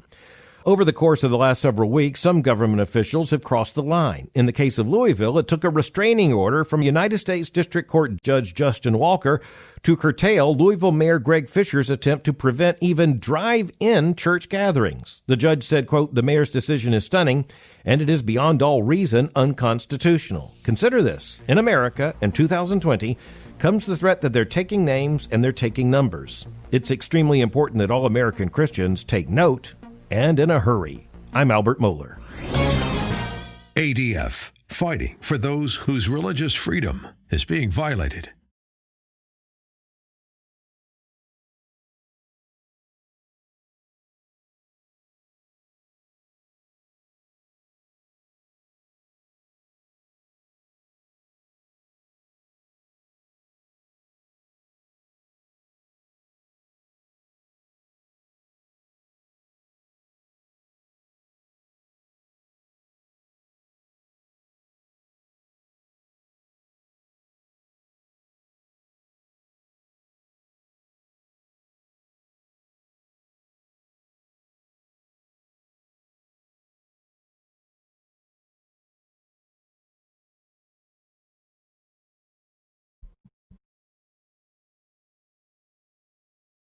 Welcome back, America. I'm Hugh Hewitt. Breaking late last night, Attorney General William Barr appointed a federal prosecutor who reviewed the unmasking request Obama administration officials submitted during the transition that was announced by Kerry Kupek on the Sean Hannity show. The attorney involved, John Bash, is the U.S. Attorney for the Western District of Texas.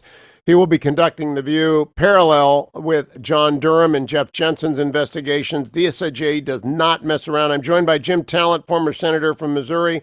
What do you make of this one, Jim Talent? This attorney general is not for screwing around with. Yeah, he's really trying to clean up these parts of the DOJ and the FBI, and I think it's warranted. I've been very concerned. We shouldn't be seeing this number of unmasking requests from, in essence, political appointees. I mean, that's supposed to come from agents who are actually investigating counterintelligence or national security matters. And so when you get this much from the upper levels, it suggests there's a political motive, and I'm sure that's what Barr is concerned about. So that was the breaking news. Now let me ask you about the Hong Kong repression by the Chinese Communist Party. Mm-hmm. What ought the United States to do? Lindsey Graham, your friend and old colleague, joins me next hour. What ought the United States to do? Well, I think this tears at you. I mean, as you know, we treat Hong Kong as autonomous for the purposes of a whole series of really important laws. In other words, for example, export controls, which is the big deal. We treat them as separate from China for the purposes of those export controls. There's a whole section of the Department of Commerce, the Bureau of Industry and Security, which has separate regulations for Hong Kong. And the Secretary of State said, and he has to certify this regularly, says we can't do that anymore because, in essence, Beijing has now declared the authority to legislate from Beijing for Hong Kong on matters outside of foreign affairs, and that's a violation of the basic law. So it's going to affect foreign direct investment, exports, visas, cultural exchanges. It's been coming for a long time, and we've been warning them for a long time, and now I think it's going to happen. What do you think of the idea of making every Hong Kong resident who is in the United States an offer of permanent residency and also expelling all or most of all of the other PRC students working here? Well, I think there's a lot of things that are going to be coming you. I mean, this is going to affect the relationship across the board, and we're already looking very carefully at foreign students because, you know, there have been instances we know of where the PLA, for example, has infiltrated its agents. There are instances where they're supposedly Chinese students studying in foreign countries, and we found out that the universities in China they're supposedly associated with don't even exist. So, I mean, this is pretty widespread, and we're going to get much more active across the board and all this. Now, we have to see whether Beijing can enforce it. I expect that what they're going to do is flood in mainland agents into Hong Kong government positions and try and enforce it through the police initially. But I don't think the protesters are going to let them get away with that. No, and I don't want to imply that every student who I want thrown out is an agent of the PLA. I just want to say the way that you really hit the elite in the People's Republic of China is to bar their kids from going to school in America. That's how you hit the people who made this decision, is you toss their kids out. Well, and I think the administration has been doing this. The Chinese are challenging us across a broad range of domains in a whole lot of areas at the same time. You know what the gray zone is, right? It's an area of competition that's below direct military confrontation. It involves diplomatic, economic competition, the tools of sharp power where you try and disrupt other countries' democracies. And we have to respond in all those areas. And the administration has been energizing our tools to do that for the last 3 years. I really give Trump a lot of credit for this. This was an issue where we needed a bull in the china shop, which is what we've got with the president. And he shook up our policy in this regard, as you know, and revised it on a strategic level. And we just had bipartisan support. I mean, you've had Angus King on, and we've seen Pelosi has condemned what's going on in Hong Kong. Chris Coons was on yesterday talking about Hong Kong. This is not a partisan issue. No, and there's nobody stronger on either side of the aisle on China issues than Chris Coons. I testified about a year ago for the Foreign Affairs Committee, and I was surprised at how strong the reaction was all across the dais, and the Republicans and the Democrats. So we need a concerted response. We're getting it, and the Chinese are responding now too. But let's see if they can enforce this. And if they have to go in with troops, it's going to take a lot more than the 6,000 they got garrisoned there now, I can tell you that. And those protesters are pretty determined. They've had plenty of time to think about their tactics. You know, there was a local election earlier this year for the equivalent of like village aldermen, and Beijing allowed it to happen. And the pro-democracy forces won across the board. It was an overwhelming sweep. I don't think Beijing understands. This is a grassroots movement. This is not a few protesters and agitators. I think that's what Xi Jinping thinks it is, and they're wrong. Jim Talent, Senior Fellow with the Bipartisan Policy Center. Follow him on Twitter at Jim Talent. He's here every week. We appreciate your time, Senator. Follow me to the next hour. Chuck Todd begins it. Lindsey Graham ends it. In between, I'll talk to you. 1-800-520-1234. Follow me on Instagram. Sign up for my YouTube channel. Follow me on Facebook. Get behind me on Twitter. Don't miss a minute of what I bring you, which is the best in the news. Everything you need to know and the analysis you must have to understand it is The Hugh Hewitt Show.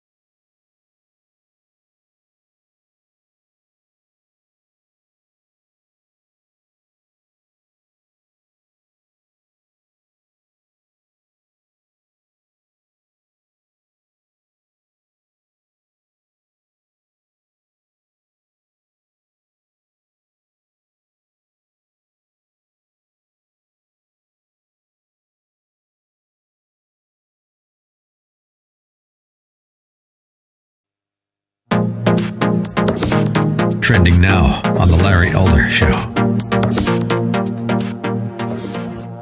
But I tell you, if you have a problem figuring out whether you're for me or Trump, and you ain't black. It don't have nothing to do with Trump. It has to do with the fact I want something for my community. I would love to see. Take a look at my record, man. I extended the voting rights 25 years. I have a record that is second to none. The NAACP has endorsed me every time I've run. Come on. Take a look at the record. All right. Thank you so much. I really appreciate it. Anyway, thanks. I will come back. All right. I look forward to seeing you in person. Okay, absolutely. Okay, pal. Thanks a lot. I appreciate it, Charlamagne. If you have a problem figuring out whether you're for me or Trump, and you ain't black. Notice Charlamagne had absolutely no problem with that. Either he didn't really hear it, or he didn't appreciate how he was being insulted, or he agrees with it. Either way, it's bad. If you have a problem figuring out where you want me or Trump, then you ain't black. Trump's black support is probably at least twice what it was in 2016, which means Joe Biden is asserting that there are millions of black people who are going to vote for Donald Trump who aren't really black. I'm in trouble. Of course, this is how he rolls, isn't it? Trending now on The Larry Elder Show. Riddle me this. Who said this? Quote, "There is no one way to be black." Take it from somebody who has seen both sides of the debate about whether I'm black enough, end of quote. Who do you think said that? Joe Biden's boss, Barack Obama. There is no one way to be black. Take it from somebody who's seen both sides of the debate about whether I'm black enough, end of quote. Do you know that assertion was made against Obama when Obama ran for Congress against Bobby Rush, who's still in the House? Bobby Rush characterized him as not really black. He's not really from the city. He's from Honolulu. He went to Harvard. He teaches at University of Chicago. He lives in Hyde Park. He really isn't one of us. Hello? That same charge was used against Biden's boss, and now Biden is using it. Is this thing on? If you have a problem figuring out whether you're for me or Trump, and you ain't black. But then again, this is how they roll. Remember this gentleman? I don't know how anyone of Hispanic heritage could be a Republican. Okay? Do I need to say more? I don't know how many times I have been accused of being, quote, put here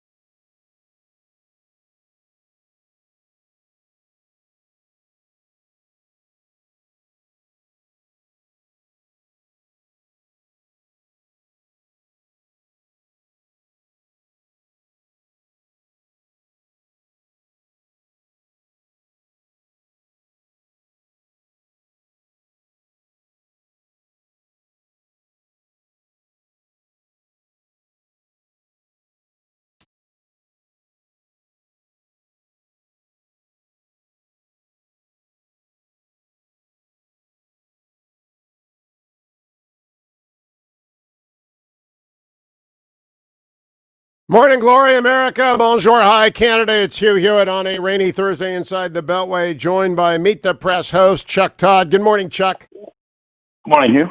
I thought the interview you did with my friend, National Security Advisor Robert O'Brien, was the most serious conversation that's been held on television about Hong Kong all week. And this is an issue that actually transcends politics, the United States, and our century. It's going to matter for a millennium. Do you think most Americans can look up from the virus or their personal concerns to focus on Hong Kong for even a few minutes? I don't know. I'm skeptical on that and how much it's going to have an impact on sort of just the domestic audience in that matter. But I think I don't think people fully understand the domino effect that would happen if essentially I don't know what to describe it. It's almost like we'd be pulling out of Hong Kong. And this is a question I have for you, Hugh. Do you think China's ultimate goal is to destroy sort of the idea of Hong Kong as this important financial capital in Asia? Because if you think about it, if you want to play total Machiavellian on this, right? What city stands to benefit the most if Hong Kong, let's say, becomes sort of less than an ideal location? Shanghai. You may think, yes. Shanghai. It's like part of me wonders are they almost trying to goad the West to essentially get out of Hong Kong? What that will mean, though, is I think we will respond by going to Singapore. And I have Lindsey Graham on at the bottom of the hour. I asked Dwayne. I said, that's what I think I said, call their bluff, but don't do it the way you think they're going to do it. Right? We have a lot of American interests. There's a lot of Western interest there. Go to Singapore. And, I think Singapore would, arms wide open, you could create a very special relationship with them that's very similar to Hong Kong. There's a lot of things that can be done, and Singapore is wants to be this. You remember, you were young, but Tiananmen Square led to a brief interruption in the love-in that we've had with Beijing since President Nixon went there in 1972. I think this may be longer lasting because more of us have been to Hong Kong more recently, and we also know Chinese students in the United States from Hong Kong as well as from the mainland. True. We're much more integrated than we used to be, and decoupling is going to be hard, but it's going to happen. I think you're right. I think it's going to happen because I think the incentive, China wants it to happen. There was a time, and this is where there was a time China didn't want it to happen, right? Hong Kong was a gate. They wanted that sort of association. Now they don't. And this is where I think I wonder, and I'm watching the U.S. business community here. I think some of them are being a bit myopic about this. Almost, well, you got to salvage Hong Kong. You got to start. You got to start thinking. Be careful here. What is China actually doing here? You need to sort of take notice of China's motives, and they're not interested in Hong Kong being a financial capital of Asia. Now, and I think that's ultimately what's going on. When you pressed Ambassador O'Brien, you played, and I thought appropriately, the clips of President Trump saying nice things about President Xi. And I was reminded of Churchill saying, if the devil invaded Germany, he would find a few kind things to say about the devil on the floor of the House of Commons. I get great power relationships, but I think that has to sunder now. I don't think you can say my buddy Xi anymore in the aftermath of this. How do you do that when you've seen the actions that he's done? If he's a friend, I don't want to know what a foe looks like. And so, and look, the other thing I brought up with the Ambassador O'Brien was, the only person that didn't stand up with these protesters enough, in many people's minds, the president didn't, and he wanted to have that trade deal with Xi. But you got to ask yourself, was that worth it? And now I think there is no choice but to go hard, right, in the way that Truman went hard on Stalin. No, if you don't now, I think the American business community would revolt against them a little bit. You know what I mean? It would look like you're not standing up for American financial interests there either. Now, you did not talk, and it's appropriate not to talk politics with the ambassador because the National Security Advisor, traditionally, Democrat and Republican, have stayed out of politics, traditionally. Yeah. So let's talk about the politics of Joe Biden and Donald Trump in China. What does Biden have to do? What do you expect his advisors are telling him about the PRC, with whom every president from Nixon through Obama and early Trump wanted to be friends. By the way, I had an old mentor of mine say he's convinced that in the car ride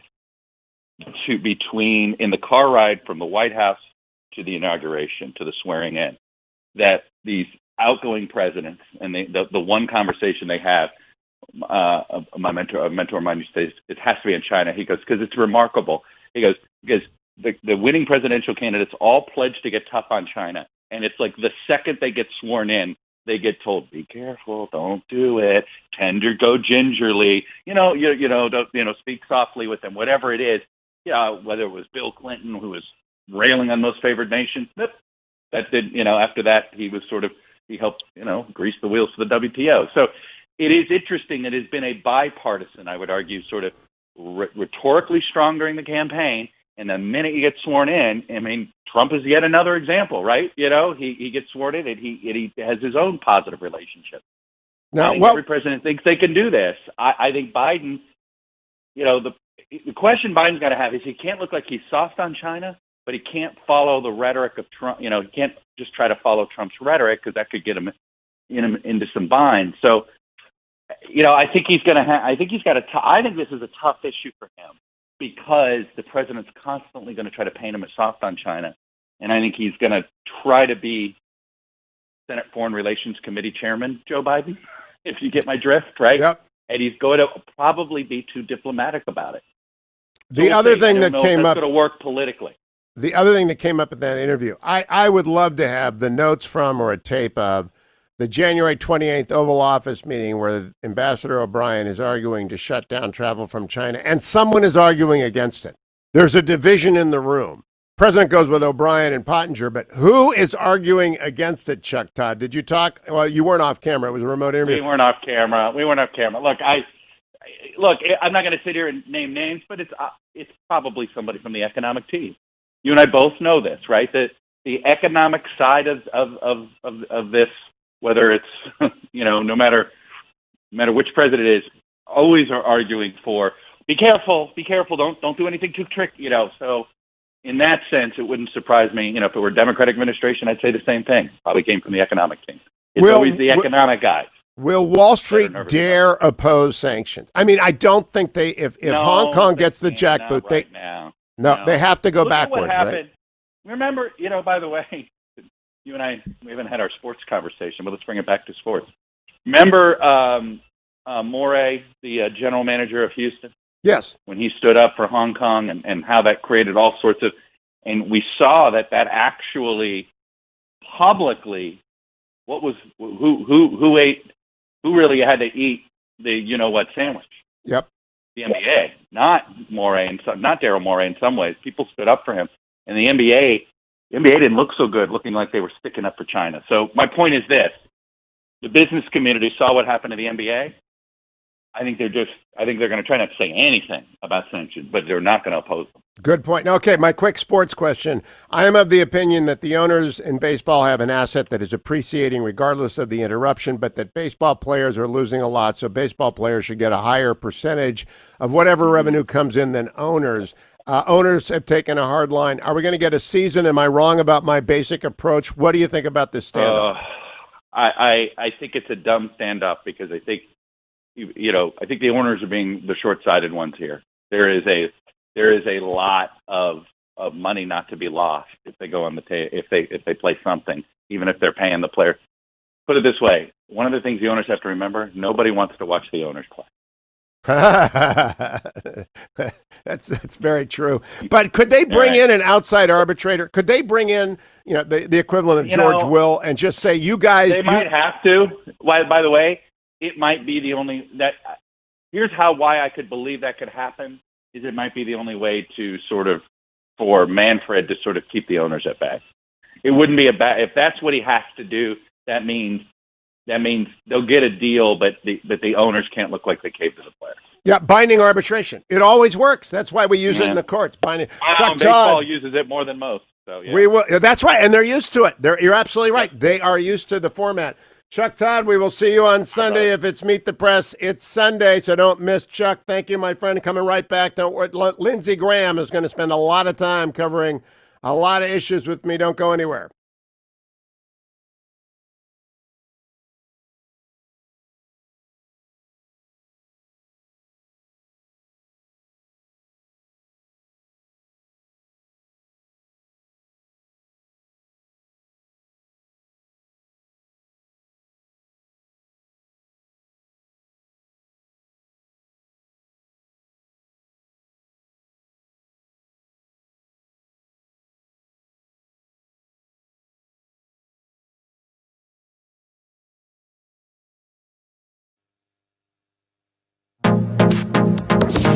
Trending now on the Eric Metaxas Show. Hey, folks, I'm talking to Ken Starr. It's the Eric Metaxas Show. I'm holding in my hand his latest book. It's called Contempt. How would you answer someone who says what you did with Clinton is just about the same thing that Mueller et al. Did with Trump? What is the difference in your mind of your investigation and his? The end product was we found absolute ironclad crimes. 14 different people were convicted in the Whitewater investigation, and for very substantive offenses. A number of the prosecutions, I don't say this critically, but it's a difference, in the Mueller investigation were convicted of so-called process crimes. Think of General Flynn, right? That, of course, is now being revisited. We will see what happens. I'm making no predictions about that. But with respect to the President of the United States, we found clear-cut evidence of crimes, perjury and obstruction of justice. And that's all laid out in the Starr referral. What Bob found, and what Bob Mueller found, was that there was no Russian collusion. Vladimir Putin, according to the report, it'd be intriguing to get Bob Mueller to say here were his sources if he could reveal them. He might not be able to. Vladimir Putin, after the election, calls together some of his closest advisors.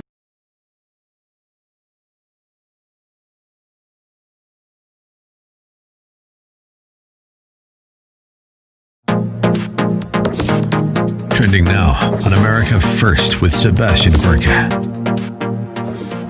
This nation that we live in right now is under attack.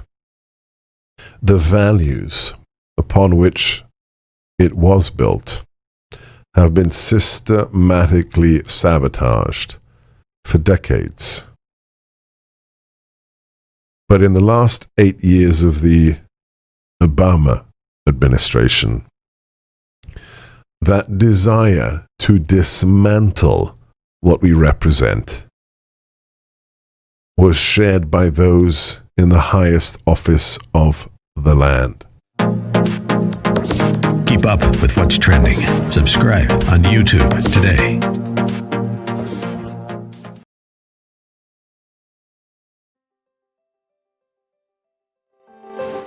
Oh, me? Yeah, you! It's been one of the best weeks of my life, fly fishing and enjoying the outdoors. The Wild Adventure, Smiley Moose Ranch. Oh, enjoying God's great outdoors and refreshing, recharging my heart. So the opportunity for men to actually have this conversation. Wild Adventure is a place where you find out how the battle of your heart is going. I've been on a fly fishing trip before, but nothing like this with this kind of discussion. Happiness and joy. Learning a lot about myself. I've been on men's retreats with church, but nothing like this. Understanding myself and understanding how to forgive myself and understanding how to accept God's forgiveness.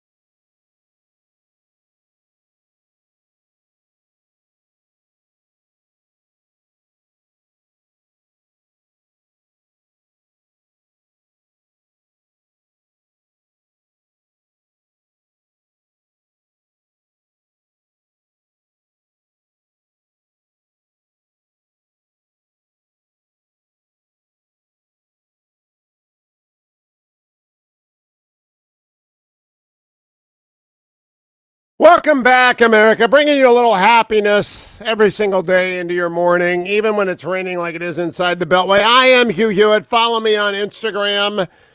Sign up for the YouTube channel. Get every interview that matters, including the one that is coming up with Lindsey Graham after the break. Let me check in on the business story of the day, brought to you by AndrewandTodd.com. Andrew Del Rey, Todd Avakian. Together with Sierra Pacific Mortgage, they have been lending money for as long, if you've listened to this show for 5, 6, 7 years, you've heard me talk about them every single day, and they have served thousands of you. And I get hundreds of you telling me how wonderful they are. I haven't gotten one complaint. Not one complaint. I've gotten some astonished people who have said, they told me not to refinance. It didn't make any sense. And yet, that's who they are. I've known Andrew for so long. We were in a Bible study together for many years. I've known Todd for 7, 8 years now. AndrewandTodd.com. You can call them the old-fashioned way, 888-888-1172, to inquire about what to do with your property or how to buy a house or to help your son or daughter buy a house or become a non-occupying co-borrower. But I think it's best to go to AndrewandTodd.com and give them a little data to work with, and they'll get right back to you. They have an amazing team. They actually lend the money, right? They don't. Sierra Pacific Mortgage is a lender, and AndrewandTodd.com follow your application soup to nuts. They get it done. The big story of the day is, what is President Trump going to do to social media? Yesterday, after his threat was issued to do something about the fact that Twitter and Facebook are no longer just platforms and bulletin boards, but editors and publishers, Twitter was off almost 3%. Facebook shares dropped 1.3% on Wednesday. And I expect Thursday is going to be very, very tough on the social media companies, Twitter, Facebook, and Google. Because if they're going to be censors, that means they're newspapers, and they must live up to the newspaper standards of slander and libel. Now, those are very high. I mean, under the New York Times v. Sullivan, you can pretty much say what you want in the United States unless you recklessly disregard the truth or act with malice aforethought. But there are a lot of people who act with malice and aforethought on Twitter. They say horrible things about people, false things. They don't even leave any wiggle room about public figures. They're going to get sued. Twitter's going to get sued. And they brought it on themselves by putting a left-wing fanatic in charge of their censorship business. Really, honestly, sometimes I look at Silicon Valley. Like I said to Mark Zuckerberg last week, you're doing an oversight board and 15 of the 20 members aren't from America? How's that going to work? So follow that story today, but get your mortgage from AndrewandTodd.com. Get your face masks, and you should be wearing them as we reopen at givingmasks.com/Hugh. Did you listen to that, Steelers fans? Givingmasks, plural.com/Hugh. Every mask you order results in a mask. Every order that you place results in a mask being given to a children's hospital of my choice, the high-end type. And they love getting them. All you have to do is get the mask that you need from givingmask.com. News of the day. SpaceX launch scrapped yesterday. Everybody sad, boo-hoo. But we're used to that. If you're my age, 64, you remember that. They're going to launch on Saturday. Everyone's going to watch. Dan Henninger in the Wall Street Journal correctly points out America gives you 3 months at max to shut it down. We won't stay shut. Meanwhile, buildings are beefing up security in the coronavirus age. It's going to be like TSA everywhere. And the biggest story of the day, the one I'll talk with Lindsey Graham about after the break, China votes to override Hong Kong's autonomy, and the consequences are going to be severe, sharp, and lasting. Meanwhile, the president is planning to cut our troops in Afghanistan probably down to 8,600 by mid-July. The long war is over. And if you go to thewashingtonpost.com, you're going to find a great profile of Mike Lindell. MyPillow.com, use my code Hugh, you get the best price for the best products. But even the Washington Post style section is now just in awe of Mike Lindell, and they should be. And you should support him. Never buy a pillow anywhere else. Never buy a sheet, a mattress cover, the rest that you use on an airplane. Go to mypillow.com. Great American, great conservative, great story of recovery, great story of religion found, of faith lived out. mypillow.com. Use my name, Hugh. You get the best prices possible, and then come right back. Lindsey Graham is next on The Hugh Hewitt Show. Portions of the Hugh Hewitt Show are brought to you by Prison Fellowship's Angel Tree Summer Camps. Click on the banner at hughhewitt.com.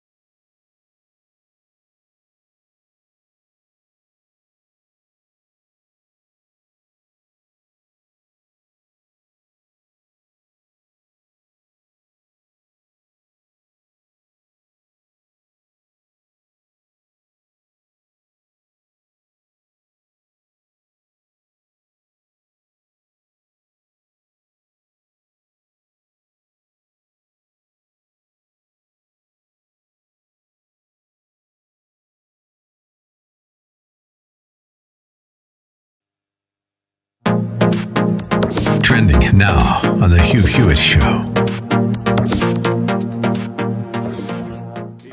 On a personal level, Mr. Secretary, not as Secretary of State, do you believe that the Communist Chinese Party has told us the truth on any significant issue in the last 3 months? Well, I'm sure there have been things they've accurately described to us, but it's pretty clear at this point that the Chinese Communist Party is one of its central challenges in any institution that is authoritarian is the absence of the ability for information to flow freely. You saw this, Hugh, in the weeks before this. They decided to kick out U.S. journalists from the Wall Street Journal, the New York Times, the Washington Post. You saw what happened when doctors raised their hand and said, hey, I think we have a problem. I think we potentially have a human-to-human virus, and it's spread. And they suppressed that by coercion and worse. Those are the kind of things that authoritarian regimes do. It's the nature of those regimes. And as a result of that, the information didn't get to the right places. And so for days and weeks, the world didn't know what was confronting it. And in a virus like this, those first hours and days and weeks are the most critical in stopping the spread. and the Chinese Communist Party failed to do that properly. I'll say this too, Hugh. We still need transparency today. We need openness today. We are still in the middle of this. We still don't know the precise source and origin spot of the virus. That will turn out to be important for epidemiologists and experts to help us get to the backside of this. We still need that kind of openness, and we urge every country that has information about the virus and data sets and is working on a vaccine or therapeutics to share that information broadly in the scientific community.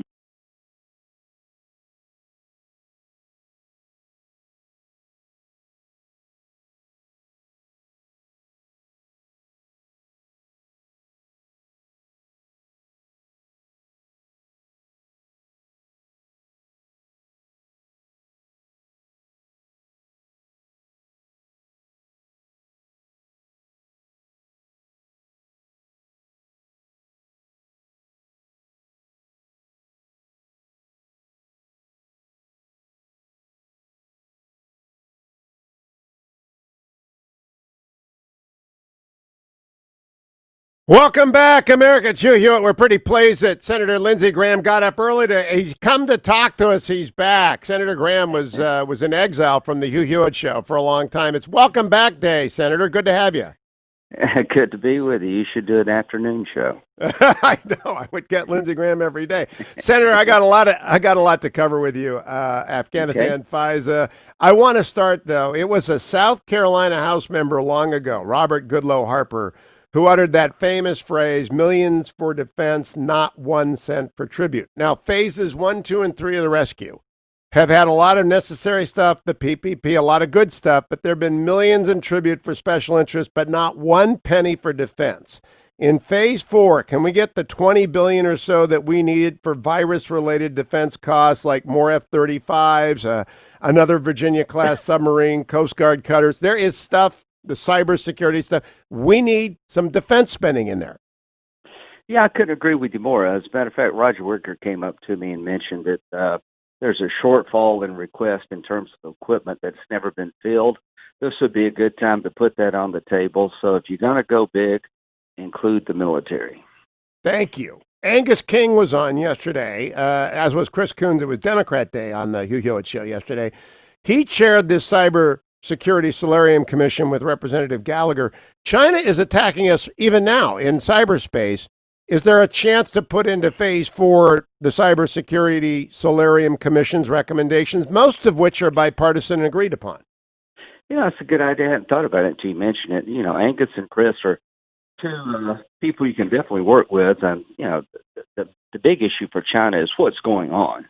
Well, it's the communist dictatorship that, quite frankly, is under pressure from all fronts. It's under pressure from its own people in terms of the way life is lived in communist China. It's under pressure from the Trump administration on multiple fronts, from trade to the virus, and it's becoming to be seen as a pariah nation in Africa and other places. So this is a very dangerous time regarding China.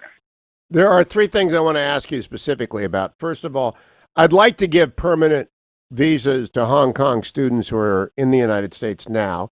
I'd like to expel, as a means of hurting the Chinese elite, all non-Hong Kong students. It's not their fault, but their moms and dads are screwing Hong Kong out of their freedom. And I'd like to get the Olympics out of Beijing. What do you think of those 3 suggestions, Senator Graham? Well, I think they're pretty good places to start. So you got the Hong Kong autonomy problem, where they're backing out on a deal they made with the British in 1997 to allow Hong Kong to have a separate status, an autonomous status, the rule of law, democratic elections.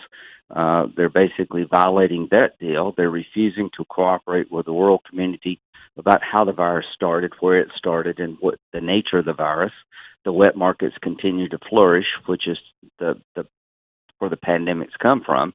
So, yeah, I think we should have a coordinated strategy to make them pay for the damage done to America, over 100,000 lives lost and 40 million people unemployed. Cancel debt.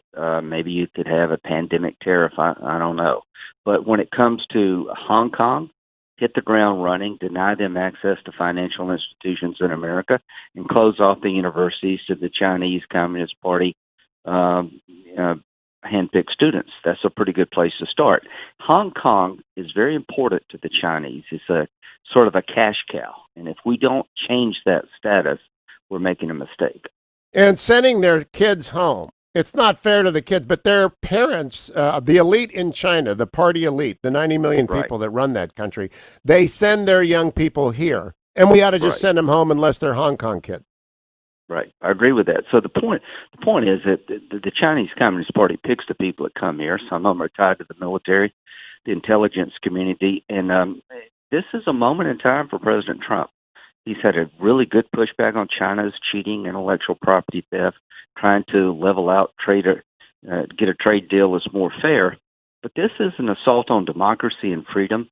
This is sort of like Putin going into the Crimea. This is a time not just for the United States, but the world. The problem is that we're so integrated with the Chinese economy, people are afraid to speak up. So my advice is speak up, speak loud, and make them pay a price. Well, 100% agreement. I think you'll get Chris Coons. I think it'll be bipartisan. No matter what you do, I think it'll be bipartisan. Let me turn, Senator, to your chairmanship of the Judiciary Committee. A number of questions. First of all, do you have any knowledge of any of the 9 Supreme Court justices retiring this summer? No. If one did, and you just said you don't know that one would, but if one or even 2 did, would successors be confirmed before the election? I think that would be the goal. I mean, the Merrick Garland situation was a party in the White House and a different party in the Senate. That doesn't lie here.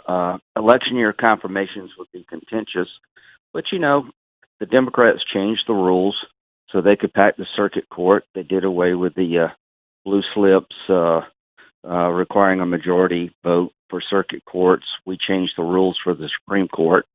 So if a vacancy did occur, and I don't expect 1, 2, I hope everybody has a long, healthy 2020 on the court, you would see an effort by Republicans, I'm sure, to fill the vacancy. There have been 51 federal circuit judges confirmed. There are 2 awaiting votes that have, I think, have had hearings. You'll get those done. Yeah. Do you know if there are any more judges out there eligible for senior status who will take so? If you are, take it. Would you expand on that? Well, so the point is, and this is an historic opportunity. We've put over 200 federal judges on the bench. I think 1 in 5 federal judges are Trump appointees. You can get 4 more years. I mean, it would change the judiciary for several generations. So if you're a circuit judge in your mid-60s, late 60s, you can take senior status. Now would be a good time to do that if you want to make sure the judiciary is right of center. This is a good time to do it. If they are an originalist eligible right now and they're listening to Lindsey Graham, Chairman, can you assure them that their successor will indeed be confirmed before the election? Well, if you wait, November the 1st, no. So do it now. Do it now. Got loud and clear. Need some time. All right, Chairman, I want to turn to the district courts. You've confirmed 141 district court judges. There are 42 more nominated. Of those 42, 14 are from California. Now, this is injurious to justice in California. I know a couple of them, like Mark Scarsey and Rick Richmond. Not well. I met them once. They're not friends. But I hear from their friends, they're just absolutely screwed. They were nominated years ago. And Senators Harris and Feinstein will not return blue slips. And as a result, everybody in California, no matter what their ideology, no matter what their gender, no matter what their cause of action, are screwed. How can this go on? Well, it's the blue slip situation. Institutionally, the Senate has had a blue slip policy when it comes to district judges that no district judge will be confirmed unless both senators from the state agree. In California, we've had 2 blue slips returned, 4 more we think we're going to get. We're negotiating with the rest. So I have made a conscious decision to make sure that circuit court judges could not be vetoed by home state senators. We've had a lot of circuit vacancies in blue states, and we fill them with qualified nominees. I've also made a conscious decision to not change the blue slip policy when it comes to district court judges. If we do lose the White House down the road, that will come into play on our side. So that's a decision I made. I think most members support this decision. It gives the institution of the Senate a chance to have a say about district court judges. I understand the reasoning, but I want Democrats to understand that when Ted Cruz and John Cornyn, should the White House ever become Democratic while they're in, they won't approve a single trial court, because this is what Kamala Harris and Dianne Feinstein are doing. They are screwing California litigants, and it's not. Well, they're not ideological judges. Well, some of these are emergency vacancies too. We need actually the judges filled, but we're looking at maybe 6 that we can do with California, negotiating with the 2 senators and the White House. We've had in Pennsylvania, they have a 3-to-1 ratio. The party in power gets 3 picks, and the party out of power gets 1. There are different deals in different states. We've gotten some blue slips from blue states, and we'll continue to do that. So time will tell. I hope on your list is Mark Scarsi and Rick Richmond. That's my special pleading. I'll remember those 2. Okay. Let me go to George Floyd, who was killed by a Minneapolis policeman. He and other officers will be tried, but this was on tape. And originally, the Minneapolis Police Department appeared to be misleading the public. It was bordering on a cover-up until video emerged. I'm wondering if there's a role for the Judiciary Committee here. The president has told the FBI to investigate. Bill Barr will make sure the federal civil rights laws are upheld. But I think a lot of African Americans have a legitimate claim to a hearing on the issue of police violence against African American men in these situations. What do you think, Senator Graham? That's not a bad idea at all, Hughes. Matter of fact, I don't want to interfere with the investigation of the actual incident in question, but to take a 30,000-foot view of things, why does this happen? How often is it? Is it an aberration? The rule of law depends on honest, ethical cops and judges and prosecutors. If the cops are not honest, ethical, they don't follow the rules, they don't turn over Brady material, they use excessive force, then the rule of law deteriorates. And what you see on television, and my view, is just a man dying for no good reason. It's a use of force beyond what the situation would bear. Is hard to watch, and I just imagine how many people died without videos. So, Hugh, that's actually a very good idea. And, they're not equivalent, but, when you have people doctoring warrant documents, that's taking the law into your own hands. When cops have political biases, you see this in the Mueller investigation. It's not good. It's not healthy. It loses respect for the law. I'm a law enforcement guy. I've been a prosecutor, defense attorney, a judge. I've done most everything in my legal career. I have a lot of respect for the cops. But when you get a bad cop and you don't come down hard, you erode trust. So I think the president is right to have the federal government look into this incident. And I think your suggestion of having a hearing about where we are in 2020 is a good idea, and I'll get on that. There is no one like your colleague Tim Scott on these issues. He pointed out Eric Garner, Tamir Rice. These are not related to who's in the White House. This is related to who is running a police department and what values they have. And I think he's in a uniquely difficult spot. He really blew back at Joe Biden when he said, if you don't vote for Biden, you ain't black. And I thought that was great. And he punched back on people saying this is political. I'd make him your first witness because I think he is doing a hell of a job. I admire him a great deal. Well, and you have good judgment because Tim is the real deal. I've known Tim for a very long time. Sometimes you get these voter marathons where you're there to 2 or 3 in the morning. I just remember one night Tim sitting in the corner, a bunch of us watching a basketball game in Guam because there's nothing else on. He's got his headset on, looking at his computer, and I just, hey man, what's up? He says, I'm doing my Bible study. That's the way Tim is. He's a deeply religious man. He's smart as a whip. He did a great job with the empowerment opportunity zones that came out of Tim's thinking to wire up and, get better opportunities for people in rural and urban poor areas. But Tim's been stopped multiple times on Capitol Hill. I've never been stopped, driving around. So, yeah, Tim is a treasure for the Republican Party, but I think for the United States of America, a conservative Republican who happens to be African American, who has his stuff together, is a real treasure. And we're just in South Carolina. We're lucky to have Tim. And Tim probably could shed light on this different than any other United States senator because he's a conservative Republican. It's not going to happen, but it won't be long before people begin to speculate that President Trump is going to replace Vice President Pence with Carolina Senator Tim Scott. It's just not going to happen, but it's not going to be long till you see it. You heard it here first. Can we turn? Not going to happen, yeah. But Tim has got an unlimited future, and just keep being Tim. That's the main thing. Let me turn to national security issues now. Afghanistan. Are we going to skedaddle? The Wall Street Journal today says the president's going to reduce to 8,600 troops in Bagram and basically Fort Apache, Fort Bagram, and nobody else there. What do you think of the plan? Is it going to happen? Okay, so we're at a phase now of a counterterrorism footprint. Our advise and assist mission, where we kind of mentor the Afghan military, is coming down. 8,600 is enough to keep an advisory role at the major command structure, kind of the top of the Afghan military and police force. It's a very robust counterterrorism force. If you go below 8,600, I think you jeopardize all we fought for in Afghanistan. You set the conditions for ISIS and al-Qaeda to come roaring back. They will hit the homeland if allowed to. Afghanistan it's in our national security interest not to let it go bad. It's the place where 9/11 was planned. If we pull all of our troops out, you'll have a civil war environment very quickly between the Northern Alliance and the Taliban. Getting the Taliban back into Afghan society on our terms makes sense.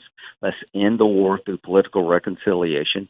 Let's leave a counterterrorism force as an insurance policy against another 9/11. Let's try to do a trade deal between Afghanistan and Pakistan. Let's maintain a presence in Afghanistan to be on the western border of Iran. You can do all the things I just described with a package well less than 10,000. But if you go to zero, the Afghan army is going to fracture. You're going to go back into a civil war environment. The Taliban will benefit from that. And al-Qaeda and ISIS will fill in the vacuum, and it will be only a matter of time till Iran comes in and gets the benefit of our leaving. It would be a disaster not to have a conditions-based withdrawal.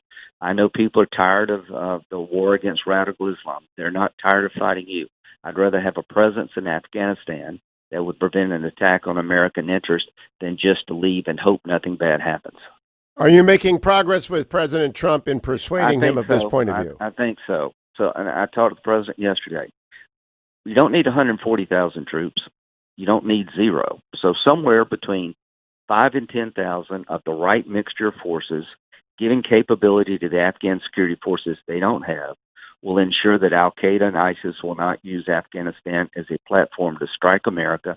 It's not a question of intent. It's a question of capability. If they come back in Afghanistan, every jihadist in the world will be on steroids, and you'll see more of these attacks in America inspired by ISIS. So we have a very good situation right now on the ground militarily, where we have the capability to protect the homeland and keep the place together. I don't know if the Taliban will reconcile with the Afghan government, but now we got the Afghan government reconciling with itself. But if you could do a deal with Pakistan where they police their side of the border for a free trade agreement with the United States, you would provide incentives to Pakistan to do things on their side of the border they've never done before. A free trade agreement with Pakistan as part of a broader trade agreement in the region would bring stability to the region. And Pakistan needs all the economic assistance they can get, tie it to their security performance. Hadn't thought of that. That's a good idea. Let me turn back to your chairmanship as judiciary. In your opinion, as chairman of the Senate Judiciary Committee, should General Flynn's case have been dismissed already? Yes. Now, I have a series of questions. I just would like to know, yes, no, I don't know, as to whether or not you will be calling as a witness to the Judiciary Committee the following people. Will you be subpoenaing James Comey? Yes. Andrew McCabe? Yes.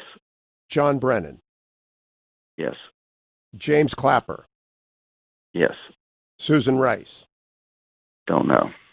Ben Rhodes?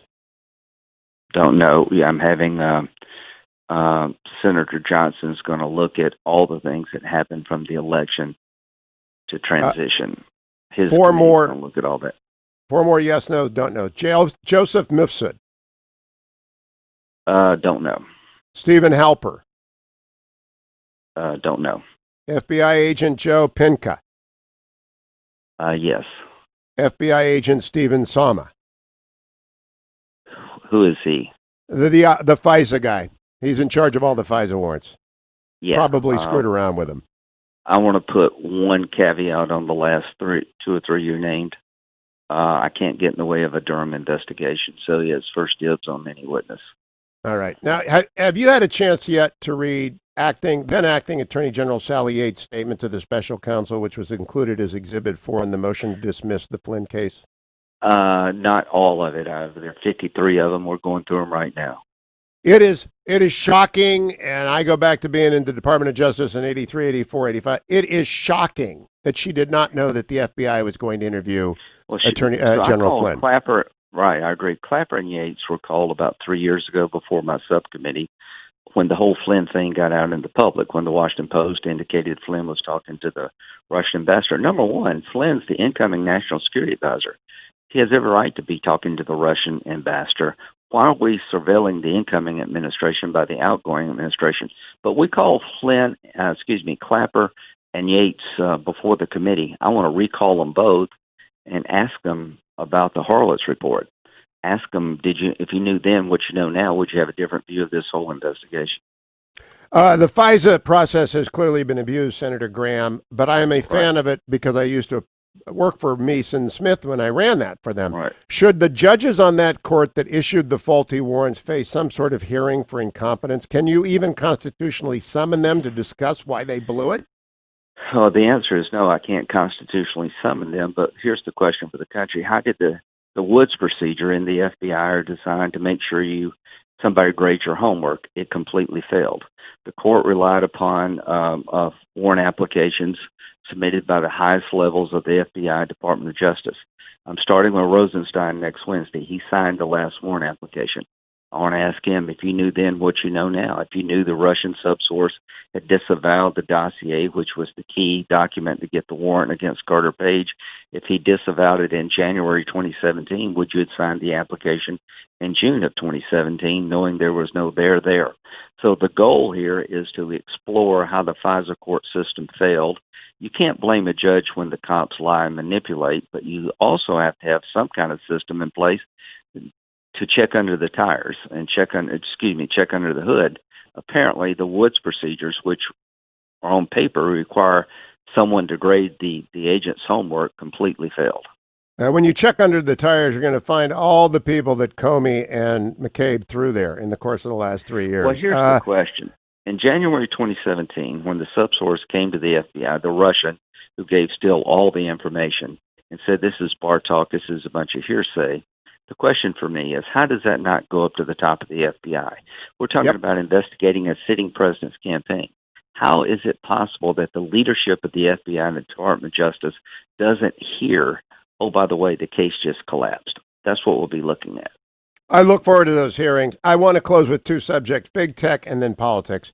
You know, it turned out to be easier to book Mark Zuckerberg than you, Senator. I just want you to know that. But when he was on last week, it's true. He was on last week for half an hour. I think he may have more problems than I do. He needs to get out there more. Well, we get along fine, and he answers every question. I like Mark. I had dinner at his house, but I can keep telling Mark this unlimited liability is at risk, my friend. That's what I'm going to come to after I ask you about his oversight board. When he was on, they just established this oversight board to review content decisions. Right. It's got 20 people on it. 15 of them are not Americans. I call that the new Coke of innovations. That is the dumbest thing I've seen in a long time. What do you think of an oversight board on American political content, an American political speech being made up of 15 foreigners out of 20? So when I had dinner, it's probably not the way to go. So what are we talking about? Facebook is a television station. It's a newspaper. It's a radio. It's every form of communication in one. If you own a newspaper, there are actually rules on how do you run a newspaper. If you get a license for a radio station, there are things you actually have to do. Social media outlets, they have absolutely no governing structure beyond what they want to do to themselves. They have liability immunity. You can't sue Facebook or YouTube or Twitter or Google for anything they may pass on. So if your child is on one of these social media sites and a predator gets on these sites and gets to your child, there's no way to sue them. So I've got legislation that would require social media sites to harden the sites against child predators, use best business practices. If they don't, they lose their 301 liability protection. What I want to do is have best business practices when it comes to content, how you deal with political speech, not let it be self-regulated, but have a relationship, a partnership between the government and the media sites. I do believe in the First Amendment, but these people have absolutely unlimited liability. There's no liability against anything they do, and it's the only group of people in the country that can go into business without any liability coming in their way based on their actions. I think I'm the only non-elected official in Washington that's not working for a big tech company. I'm not a lobbyist, but every lobbyist in town has signed up. Nevertheless, they keep violating. I say big tech. By they, I mean Twitter, Google, and Facebook. They keep violating the first rule of holes. They keep digging. And yesterday, Twitter started censoring and commenting on the president's tweet. So I quote Chariot Fires, you can't put in what God left out. They don't have common sense, Lindsey Graham, and they do not deserve Section 230 defense if they're going to be a publisher. What they're going to do is lose the Section 230 protections. When the Internet was first started, YouTube puts a lot of videos up. Anwar Lakwi is still alive out there preaching hatred on YouTube. Well, if you're a victim of terrorism, can you sue YouTube for having this video up? What I want to do, I want to make sure that the decisions these social media companies make about political content, that we have some system in place that we can all trust. And fact-checking Donald Trump by referring the person to CNN and Washington Post is probably not the way to go. Amen. I want to close with politics. You're on the ballot. You'll win by 25 points. You always do in South Carolina, but we got to hold the Senate. And I think it's got to be a nationalized election about the Democrats versus the Republicans. 100%. If your party or leading members of it favor abolishing or undermining the Electoral College, they oppose equal representation for the states in the Senate, and many of them support expanding the Supreme Court. Can the Democratic Party truly be understood as pro-Constitution, Lindsey Graham? Well, I think that's a good question. They can't win under the current structure, so they're trying to change the current structure. They're telling every rural state in America you don't count anymore. They want New York, California, L.A., and a bunch of other big cities to pick the president of the United States.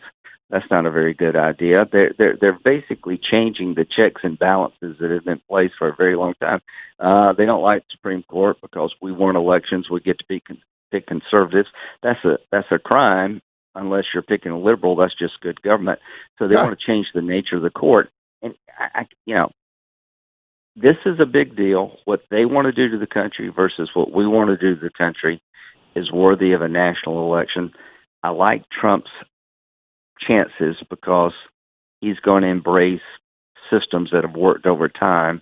They're going to come up with new systems that are exotic and, quite frankly, when they have been used, failed. They're embracing systems that are way outside the American constitutional check and balance system. So your friend is Joe Biden, and he's been a very great gentleman to me when he was on the show the one time, and I have nothing but respect for his personality. But when did you last speak to the vice president?